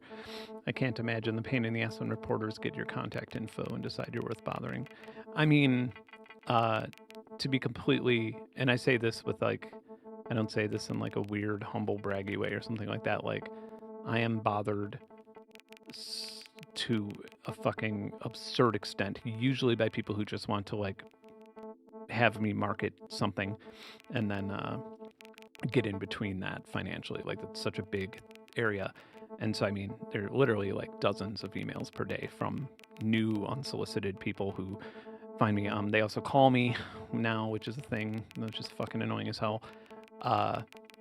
So like in comparison to that, the news isn't that bad, because if I just say no, they fuck off and they go away. And I have said no, like if it seems really redundant, like if it seems like, hey, we're doing we have some questions about the security of flock safety cameras. It's like, okay, well, I did 2 videos, so watch those, and if you want to use clips, just let me know and you can. Yeah, it's the marketing people who drive me crazy, and I actually am signing with a management company for that, so I'm about to not be available via email or phone anymore. Like, I'm going to change my phone number, change my email address, and then the stuff that's like publicly listed on YouTube, which it kind of isn't. You still have to go through a bunch of stuff to get it. That stuff is just going to go to a management agency now. So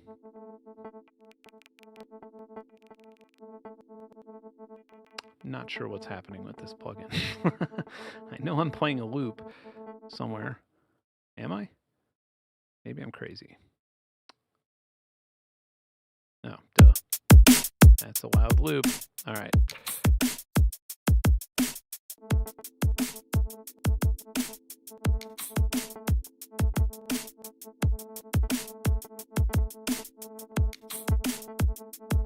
Yeah, well, it's only like one of the issues, one of the reasons I haven't signed with a manager, like one of the reasons why that took so long I mean, there's plenty of people who want to be a social media manager and shit, but the reason for that is because most of them don't want any sort of relationship unless you're reading ads all the time, because that's how they make their money. But this one's a little bit more of a 360 kind of, just sort of, they manage people who have a little bit more complex careers and stuff. So, and I've met with them in person and like vetted them a whole bunch and stuff like that.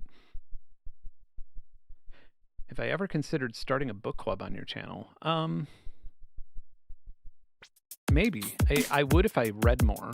And the reading thing is generally just a time limitation. That's why I don't read more. But like when people are telling me that they're reading a book, I generally get jealous. I'm just like, oh, I wish I could read a fucking book. Yeah, I have a little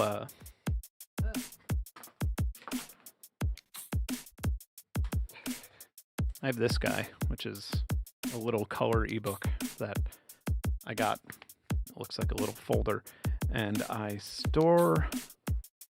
It's really good for studies and papers, like 70-page scientific papers. I used to print all that shit out, and now I'm on this, and it's much better.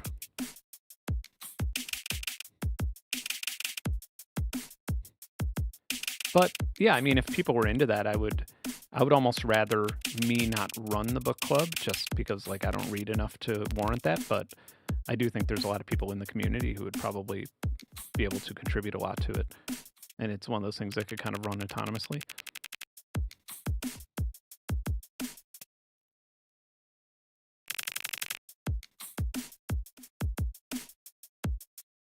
Would be surreal you speaking about ethical hacking afterwards, having a PCBWay segue on building stuff. Oh no, is there a problem with PCBWay? Well, I'll address this for the duration of my stream, because I feel like we're almost, we got 20 minutes left, so let me get rid of my circle.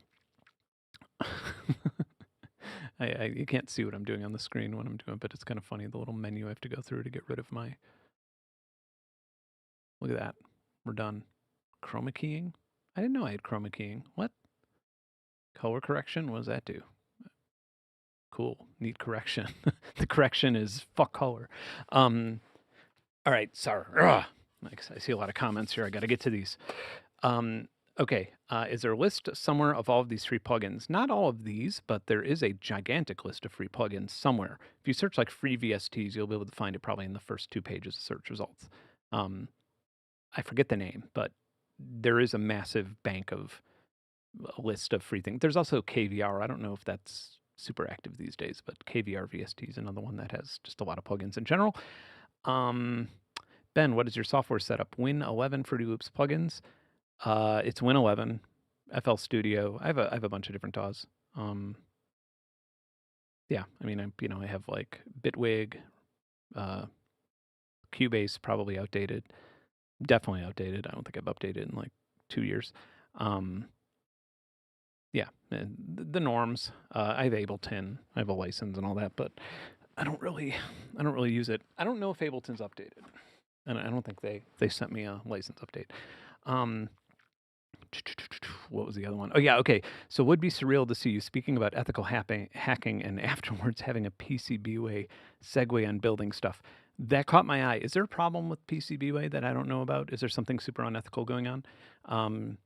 Just because I do know that they like donate, they'll let you print a bunch of shit if you tag them or whatever. I've seen a bunch of people do that on YouTube, and I thought about it. I was like I thought about it in reference where like, ooh, maybe I could get 200 PCBs printed out that I could just then send to people at cost, right? Or at, shipping cost, or free, maybe. I don't know. I don't really know their operation, but I was like, oh, maybe this could be good for the community.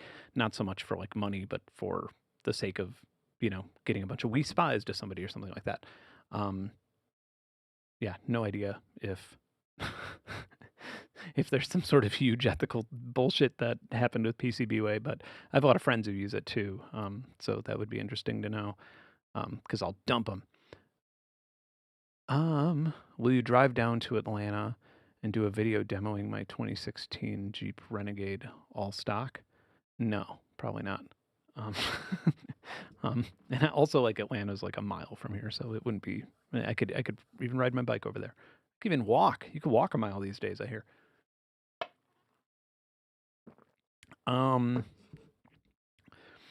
Talking about new management, and I was thinking about a video from years ago from an attorney titled "Fuck You, Pay Me" about contract work. Good for you, self-employment, in my opinion. Yeah.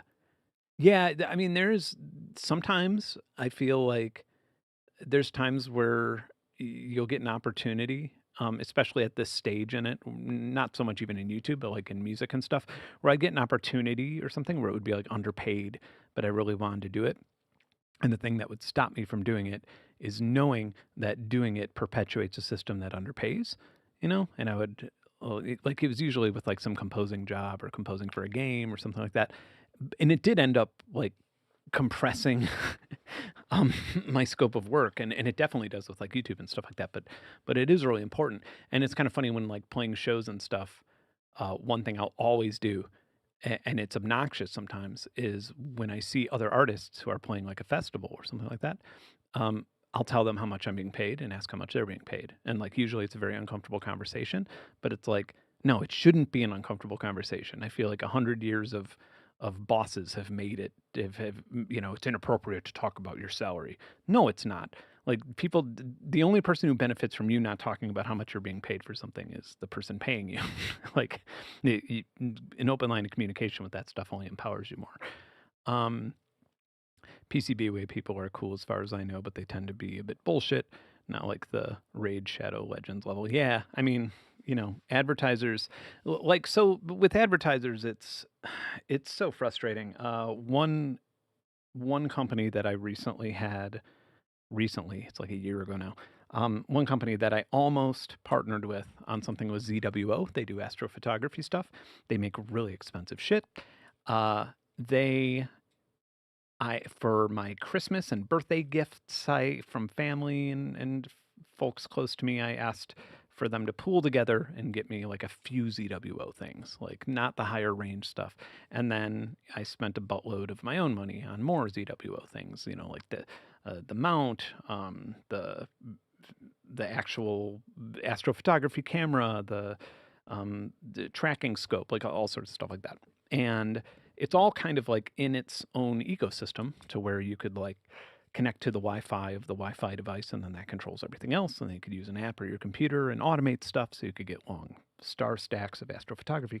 And I know some people who work closely with ZWO, and they're like, oh, we'll just let them contact you, because in case you have any questions and stuff like that. And so I reached out to them and contacted them, and or they reached out to me and I talked to them about it.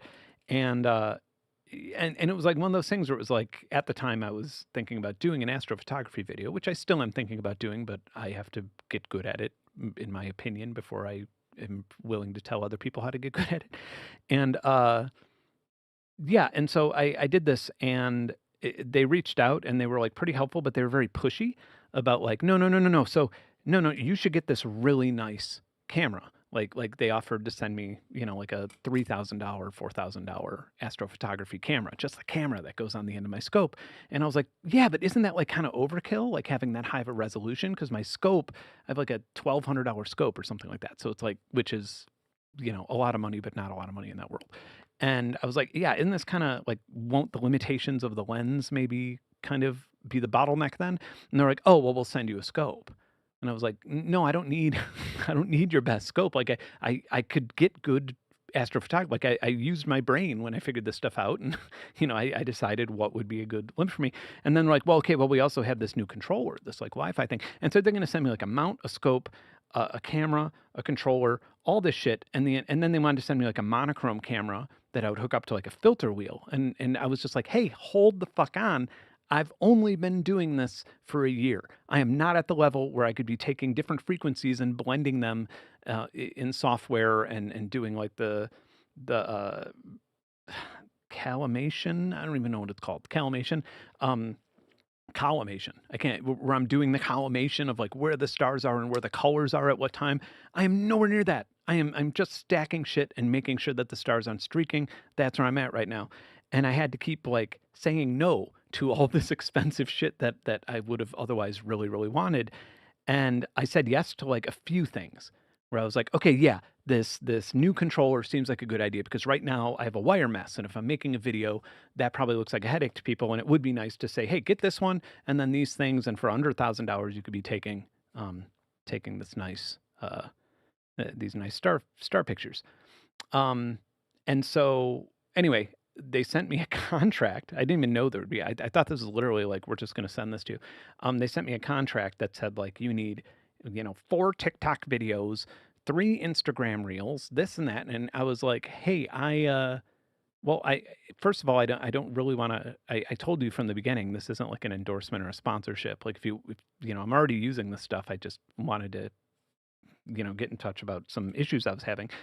And second of all, I don't even use TikTok. And they're like, okay, well then we will charge you $300 for this $700 thing because you don't have TikTok.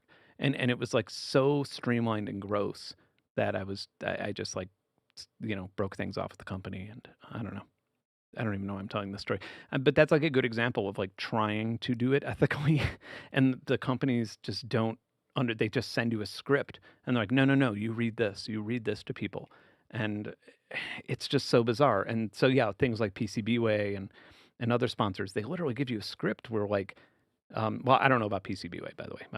I have no idea how that works. But since we're talking about that, like a lot of sponsors, even if it's like a company that you would otherwise support, like the marketing people or the company that they hire between you and the company to do the marketing, they just send you a script and like things that you have to do in certain time ranges, and you have to cut it. Has to be at this part of your video, and you have to do it this way, and I just don't understand it because it's like, uh, why the fuck would you ruin this opportunity? Like you had an organic placement in a video about the very thing that I'm talking about, and you just turned it into a fucking ad read.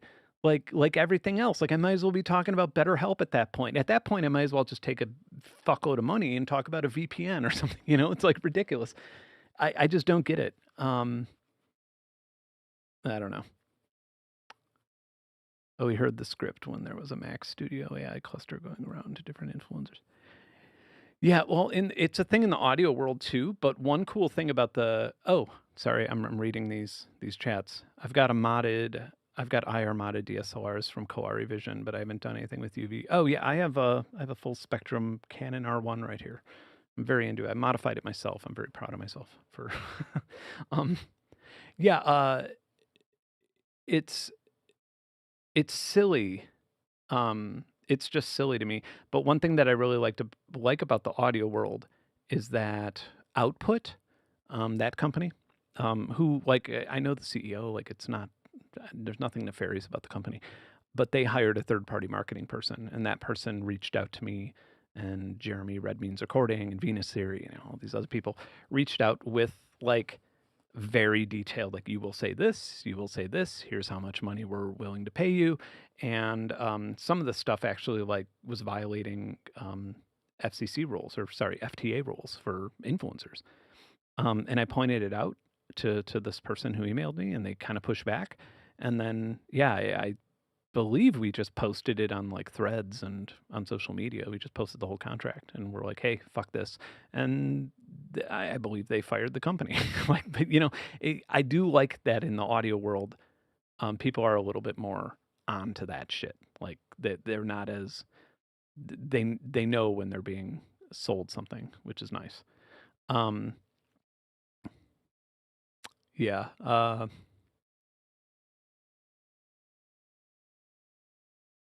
Yeah, output's nice. And then what was the other thing? Oh yeah, somebody asked me about native instruments, and what's going on with that. Yeah, what's funny is I've known about that for a while. If you go into, I'll tell you some of my secrets here now that I'm far out of ever making a video about that shit again. If you like, first of all, Companies House in the UK, much more transparent, and they have higher filing standards than the SEC has. So you can find a lot of stuff there. And then the Companies House for Germany, the Schludenklagen, Wagen, whatever. I don't speak German, but I do have Google Translate on my browser. The Companies House in Germany, basically the same function. They have to be very transparent. Like Germany has some pretty serious laws about that. And so if a company is operating in Germany or England, and they, for example, get rid of a director and get a new director, they have to publish that stuff there. And so I had been following that and reading a lot of receipts for a while. And there's also someone else who is in the industry who sort of tips me off with things. And so I knew about that for a while. And what it seemed, I don't know if I'm just repeating information that's already been out. I've not read an entire article about native instruments. I've not watched any YouTube videos about it, because I already knew it was happening for a while. And so two things. One, there was somebody at the Buchla event who worked for Native Instruments who was like telling me about how all these things that Native Instruments was going to do in the future. And this story, yeah, I had no idea. Like, this was still confidential information. Like, I didn't have the right to like break it to this person and tell them what's going on. And so I was being kind of cryptic, and I was like, I don't think they're doing very well. I'm not sure that that's going to happen. And just being like, hey, I've seen some documents. I don't think it's going to happen. And they kept being assertive about things that were going to happen. And then the next day, they reached out to me on social media because that's when the news broke about the insolvency. They were like, "You were right," and I was like, "Well, I don't want to be right. That sucks because you effectively are going to go home and not have a job." Um, so what I believe happened, Francisco Partners, from what I could figure out, and like I said, I've known this for a while now. Francisco Partners bought Native Instruments, Isotope, all this stuff.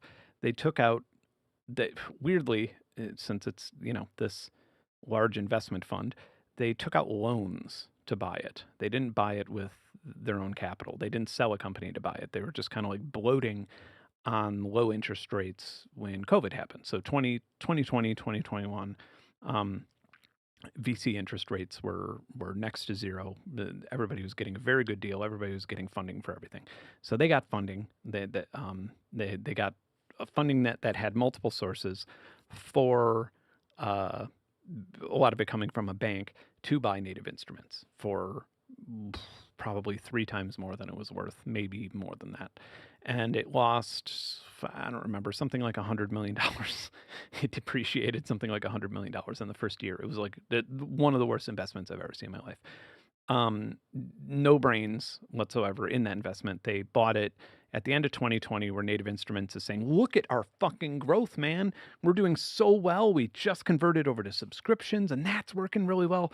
When the reality is everybody had to stay home due to COVID, and everybody took the free 6-month subscription or whatever, and it just blew up their customer numbers, and it made it look like Native Instruments was like the next unicorn or something, but like realistically, it's just a bunch of people who wanted to try out software while they were locked in their house during COVID.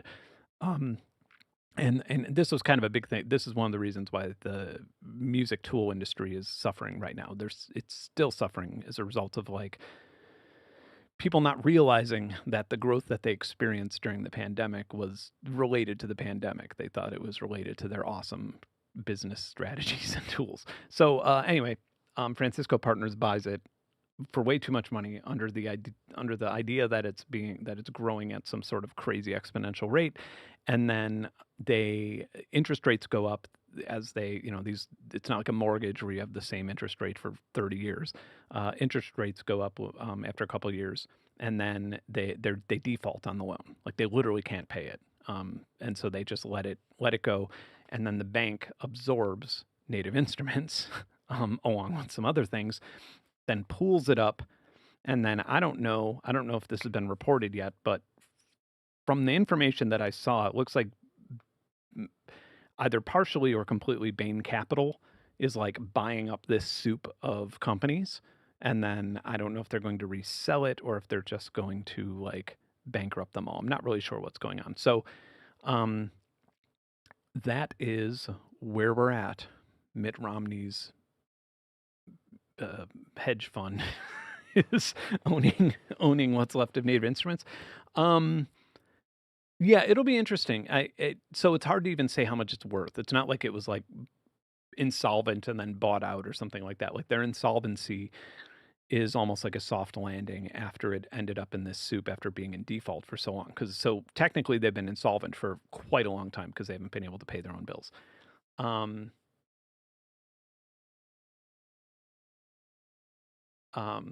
San Francisco settled an eye with all the debt too, right? And San Francisco can walk away.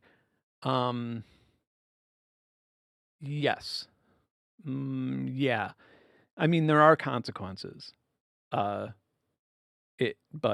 yes, there are some consequences. Ultimately, anything that they're making money on right now, their losses from that will be absorbed through tax sheltering anyway. So, but I mean, this isn't Native Instruments or this deal. This is just how shit works now. But yeah, it was funny because I was like, okay, so what if, again, I'm not sure if it's public information that Bain Capital's involved, but I was like, what if Bain Capital just uh, sells off all their IP? Like, how much can I get Reactor for? Like what if, like, how cool would it be if it actually wasn't some insane price and I was able to like pool some money together and buy Reactor and make it open source? Like, how fucking awesome would that be? That would be so cool. I gave them 700 bugs when I was still trying software generally. I should have used a better cough.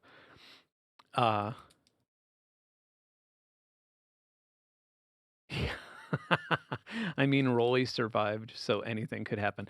Yeah, man. Rolly, holy fucking shit. Dude, like, so this is back when I was doing videos on this, when I was doing videos on like the music tool industry, right? And I was doing some pretty deep dives. And Rolly was an obvious choice of a hole to go down, like to look at Rolly. And in Company's House and in these same sources, uh, I like I'm being completely honest with you. I'm not sure I've said this on stream before. I've said this to plenty of people though. I'm being completely 100% honest with you. The reason I didn't do a video on Rolly is because I was certain that someone would go to prison as a result of doing the video. Like I was certain that someone would be arrested and thrown behind bars as a result of that, and I just wasn't sure that I wanted to get that serious. Like I was just like, I don't want to have to fly out to England to, be summoned into a court for 6 weeks or some bullshit like that. Like it's just probably not worth it.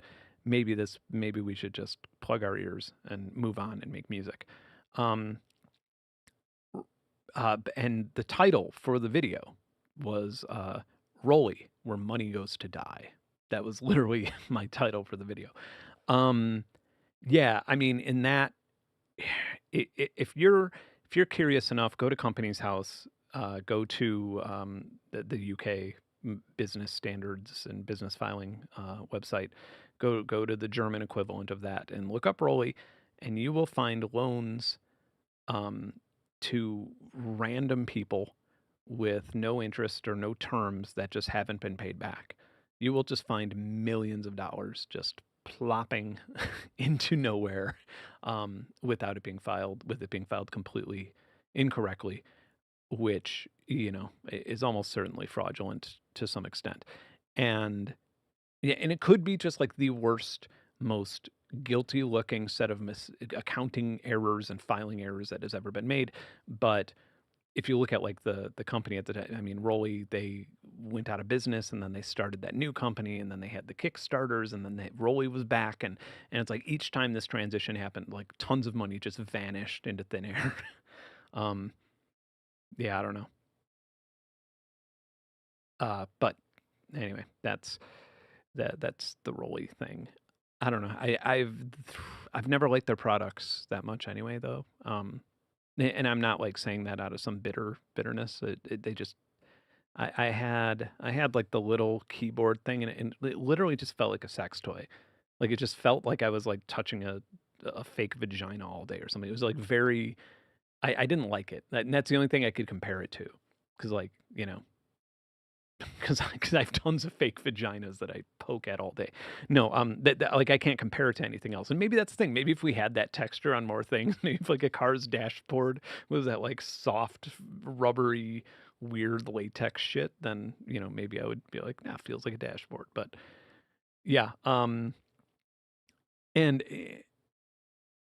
I think it got dusty, got like really dusty, really fast.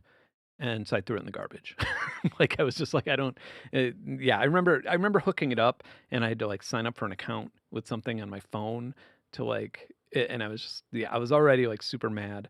You know what? I think I threw it in the garbage on video. I think there's an old video of mine where I literally throw the thing in it because I just couldn't deal with it anymore. I was trying to set it up to things, but um, yeah, I kind of tapped out of early at that point. I was like, no. And then when the Osmos came out, I was like, okay, there's no comparison anymore. Did you see that music vibrato thing at NAMM? You doing a YouTube video on it? I'm definitely not doing a YouTube video on anything related to NAMM ever again. Um, but no, I didn't see that. I wasn't able to see anything at NAMM, and I was kind of bummed out by it. I walked around for about an hour listening to the RF through headphones and recording it with like a little POV camera. And I don't even know if I'm gonna I mean, it won't be on the YouTube. It'll probably be on social media or something. I was gonna make like a little video being like the sounds of NAMM, like all these cool instruments with just like all the crazy um, radio frequencies that you could just pick up, which is almost all noise. It's just like crazy hard to listen to drones. Um, oh, vibrator. No, no, I did not see any sex toys at NAMM other than the briefcases full of them that I bring with me to every hotel and convention that I go to. Um, I'm down to 3 now. I'm living minimally. I only have 3 briefcases of sex toys.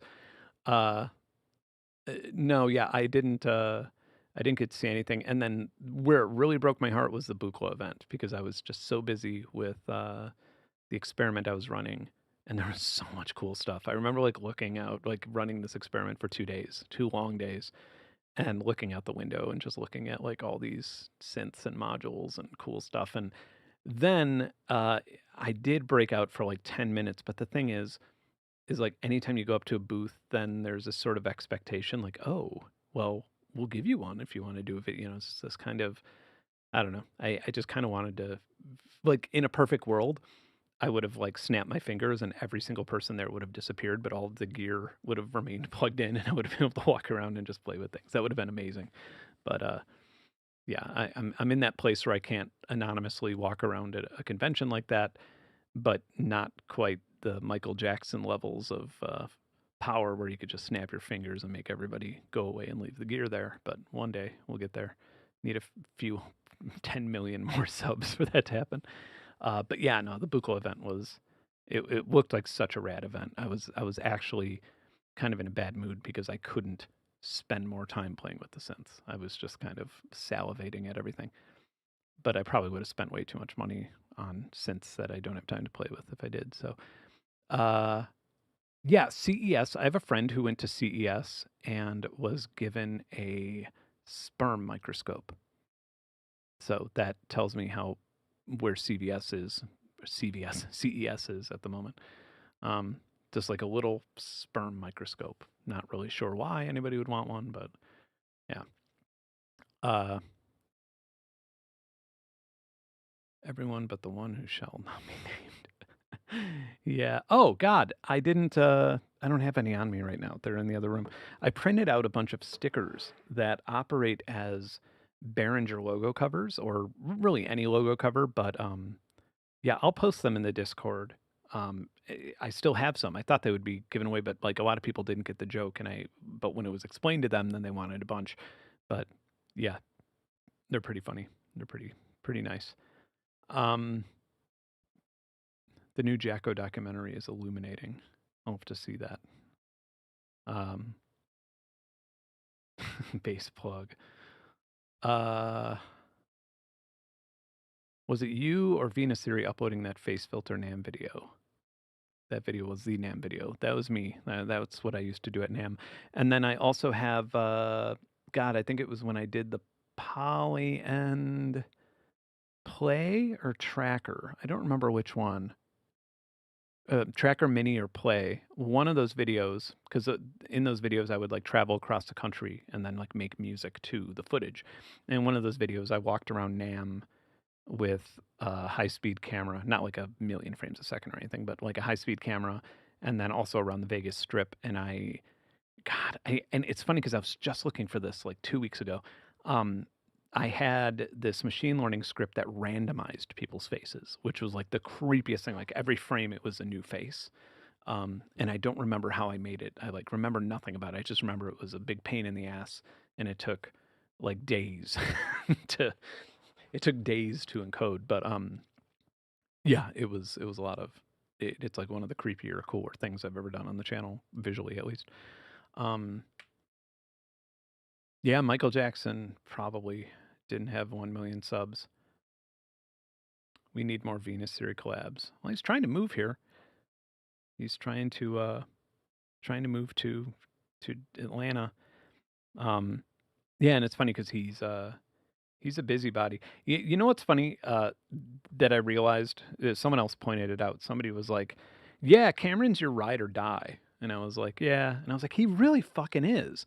Like because there's stuff that yeah, I mean, there's stuff we did on this trip that like definitely was not like his parents wouldn't advise him doing. Like there's nothing like we didn't like take acid in the ocean or something, but yeah, I mean, there's just like we went to like these nasty data centers and we did some like info security stuff that he just sort of followed along with and was supportive of me with. He went down in the caves with me like randomly. I was just like, yeah, do you want to record impulses in the cave? And he was like, whoa, is it what kind of cave? And I was like, it's a wild cave, a lot of it's unexplored. And he was like, all right, like Cameron's a ride or die. It's nice. It's nice having a ride or die. But yeah, he is moving around here. So was there any follow-up with flock videos and recent shootings from ICE? I wondered if those locations had open flock videos. No, but I mean, the follow-up from flock. I mean, they're doing like a weird press tour at city halls, calling my videos misinformation, which I intend on responding to. But another thing is the Guthrie disappearance is like if you find the address of where that woman disappeared from, and if you Google Street View and drive around that neighborhood, there are ALPRs everywhere, like every single intersection. There's a bunch of them up on the poles, and then surrounding that area, there's flock cameras everywhere. Like you'll notice if you like look at a map of flock cameras, it looks like there's not that many north of it. That's because those are mountains that you can't drive on. And so yes, I mean, like obviously the big question here is, well, you have these cameras everywhere. How did someone disappear? How did somebody get into a car and vanish when you can literally go back and look through this footage and see exactly who was at which intersection and where they went? When you could track every single person that drives on the road, how is this possible? With all the Ring cameras in that neighborhood that share their data with law enforcement, with I don't know if it was Ring, but they had web-connected cameras in the house where this person was abducted from. So like, what the fuck? Like, this is keeping us so much safer. That's the argument here, right? So like, how is this even possible? How is it possible that this could happen under a panopticon that we're in right now? I don't know. Like, yeah, like I'm just beside myself.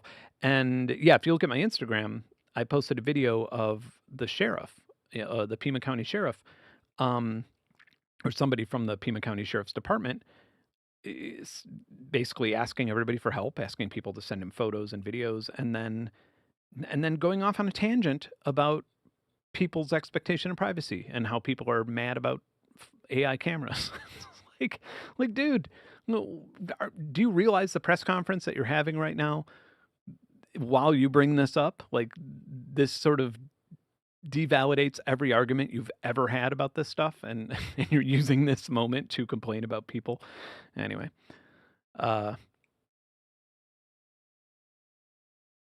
yeah, well, it is incompetence, and I mean, they disconnected the Ring in their house, but I agree with you about the 100 other cameras. Well, yeah, I mean, if how'd they disconnect the Ring in their house? I know how to disconnect a Ring. Like, it's not legal, but I know how to jam one.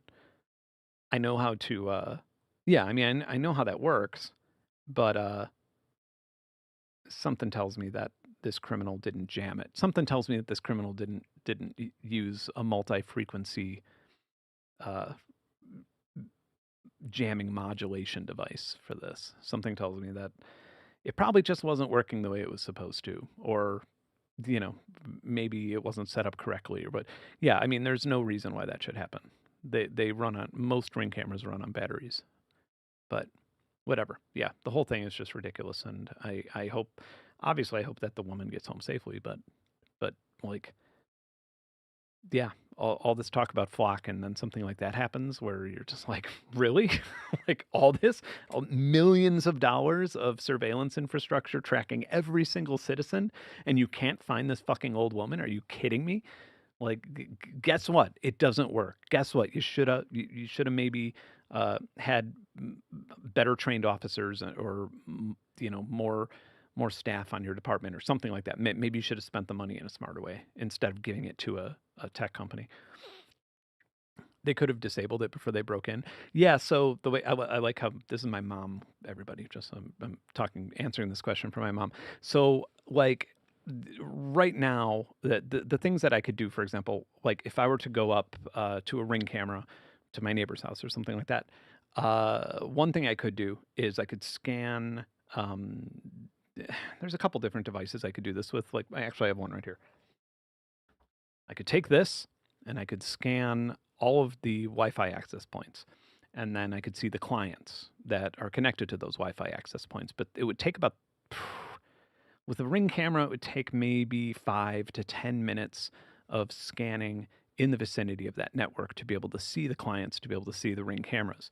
Ring cameras identify themselves as clients, like in the data that they return when you ping them.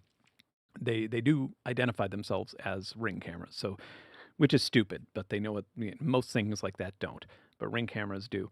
And so then I would go down and I would send, if it's running on a WPA2 network or lower, which most are, most people aren't using WPA3. So if you're using WPA2 or lower, which is what almost everybody's internet wireless security protocols on, I could just select deauth and I could deauthorize it. It basically sends a fake signal to the Ring camera that says get off the network for whatever reason. There's some safety reason or something like that why this used to be a thing. And so you don't act, like, one of the vulnerabilities with WPA2 and lower is that you don't actually have to be the network to send that deauth signal. You could just send one randomly to the device, and then it'll disconnect from the Wi-Fi, and then it won't stream data to the cloud. That's one way of doing it. That only works until it reconnects, though. So, like, maybe not the best way. Otherwise, like, if you pull the power, most Ring cameras have batteries in them, so that ain't gonna do anything.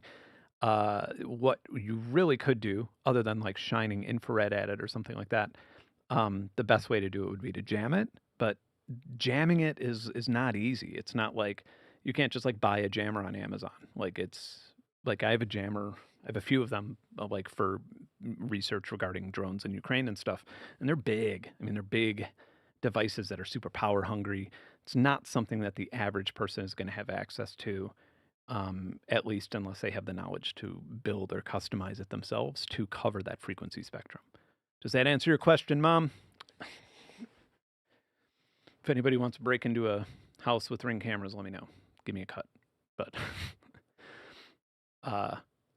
that's, what's funny, earlier in the stream I mentioned that I wanted to go to Mexico. The reason I wanted to go to Mexico is because I was thinking about doing a short video about jamming attacks on security cameras, and things like that. But you can't turn a jammer on anywhere in the United States legally. So like, that would actually do that. Like, in order to do that, I have to leave the US to demonstrate it. So I was literally going to go to like Juarez or something like that because the rules in Mexico are not as strict with radio frequency jamming and stuff. So fun, huh? Not sure about newer rings, but mine has no local storage. Yeah, they have no local storage. Honestly, if you want, I was thinking they did it a different day. Nah, I'll have to read more about it. I don't really know. There's no point in talking about it beyond this because I'd need to read the info. Honestly, the best middle ground security cameras that I've seen that I would, like the ones that I've bought, are Tapo, TAPO. They're TP-Link, which you would think would not be as good as they are. But yeah, they have local storage. You could just put an SD card in them. and they detect objects and cars, and they're really, yeah. I mean, the batteries last like, I think I charge mine every few months, maybe tops, and they're not connected to any solar panels or anything like that. The batteries last a really long time. They're super weatherproof. They're pretty affordable, and I mean they're cheaper than Ring cameras, I think. And they're high resolution. They have pan tilt zoom ones. They have a lot, and yeah, and you don't need a subscription, and you could just back everything up to a micro SD. And I do believe that you have the option to stream things to your own server if you want to, which is nice. But yeah, uh, obviously the best way to do it is having wired security cameras if you need them. Um, yeah, the home assistance frigate stuff is a pretty good option. You can't run your own ALPR, by the way. It's illegal. I've that was fine. That initially, when doing the first flock thing, I wanted to put ALPRs um, around the neighborhood to see how much data. This is before I realized the glaring vulnerabilities that Flock had, but I wanted to see how much data was able to be captured per day to see how many like person's habits you could see by just putting one there. And then it's actually very illegal to put your own ALPR on the side of the road because it violates people's privacy. Weird, huh? Um, yes, it is. They don't. So they pan, tilt, zoom, face recognition. No face recognition. No shooting, from what I know. No, you cannot harvest data from people passing in my state, at least. I'm assuming it's the same in most states. Uh, you can.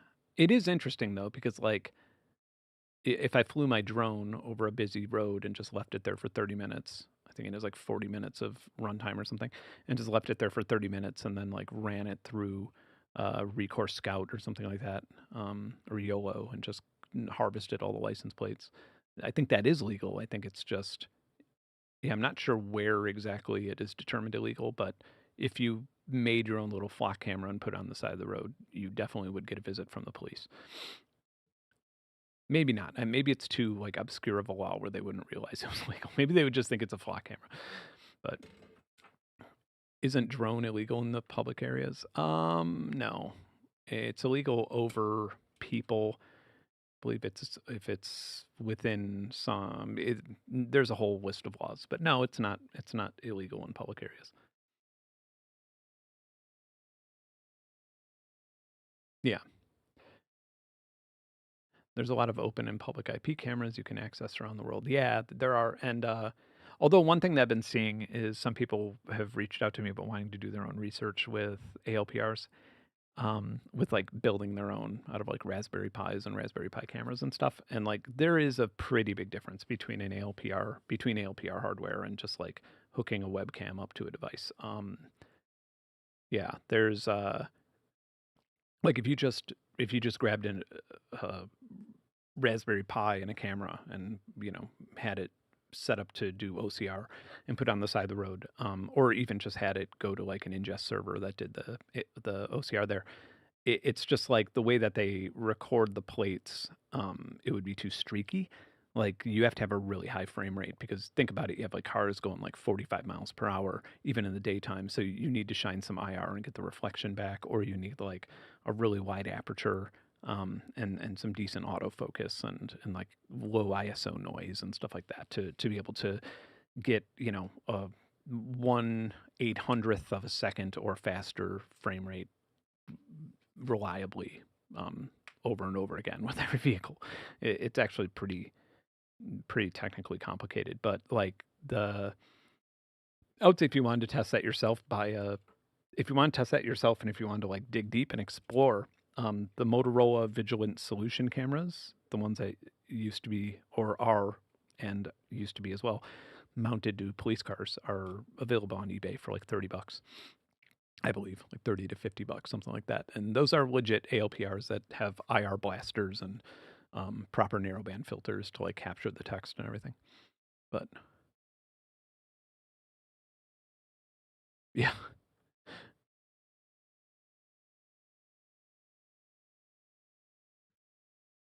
Yeah, well, you could always just plug a USB-C into your flock camera.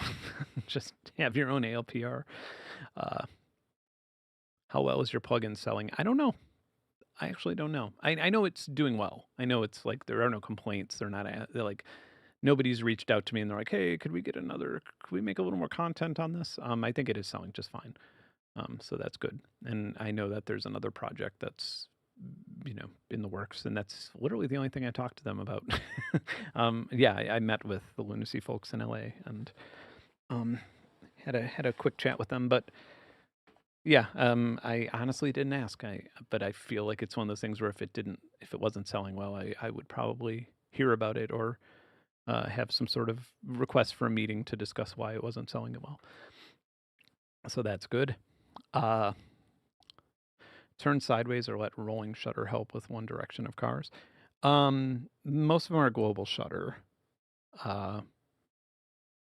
Yeah, I mean they work fine, but yeah, like having uh it's just not worth it, honestly. Like if you got like a Raspberry Pi 5 or a Raspberry Pi 4 with an AI hat, and then you were running the OCR recognition on there like it does on a flock camera, um and then having to have like a modem or something like that to upload it to a server, like, I mean, at that point you might as well just buy an ALPR camera. Like they you could buy like you could even buy like not consumer grade, but like ones for HOAs or for businesses. You could buy them and they're a few $100s or something. They're not that expensive in comparison to buying a Raspberry Pi 5, an AI hat, a camera that's capable, an IR blaster, a weatherproof case, a battery, a modem, a GPS module. Like all of that stuff adds up to more than what an ALPR costs. Uh, did I find any sick VST freebies? The award of the free VSTs is Cyclop, ZYKLOP. That one was probably the coolest of the bunch. So congratulations to Cyclop. Anyway, we're almost half an hour over my usual stream time, and I'm losing my voice. So thanks for watching, and I'll see you next week. I believe next week should be sim selections, so that'll be fun. You know what I want to do during sim selections? I don't know if I'm going to be able to do it with any sort of sense, but have you ever heard of Seaman? Not Seaman. Seaman, the Dreamcast game, SEAMAN. I really want to like see if I could get an emulator of that running in a way that responds to the music. That would be a lot of fun. So, anyway, all right. Thank you for hanging, and I will see you next week. And I'll probably be updating a little bit on the flock stuff on social media, but probably not on YouTube Shorts because they only allow like 3 minutes, and I'm responding to a larger framework. So, okay, take care, everybody, and have a wonderful weekend.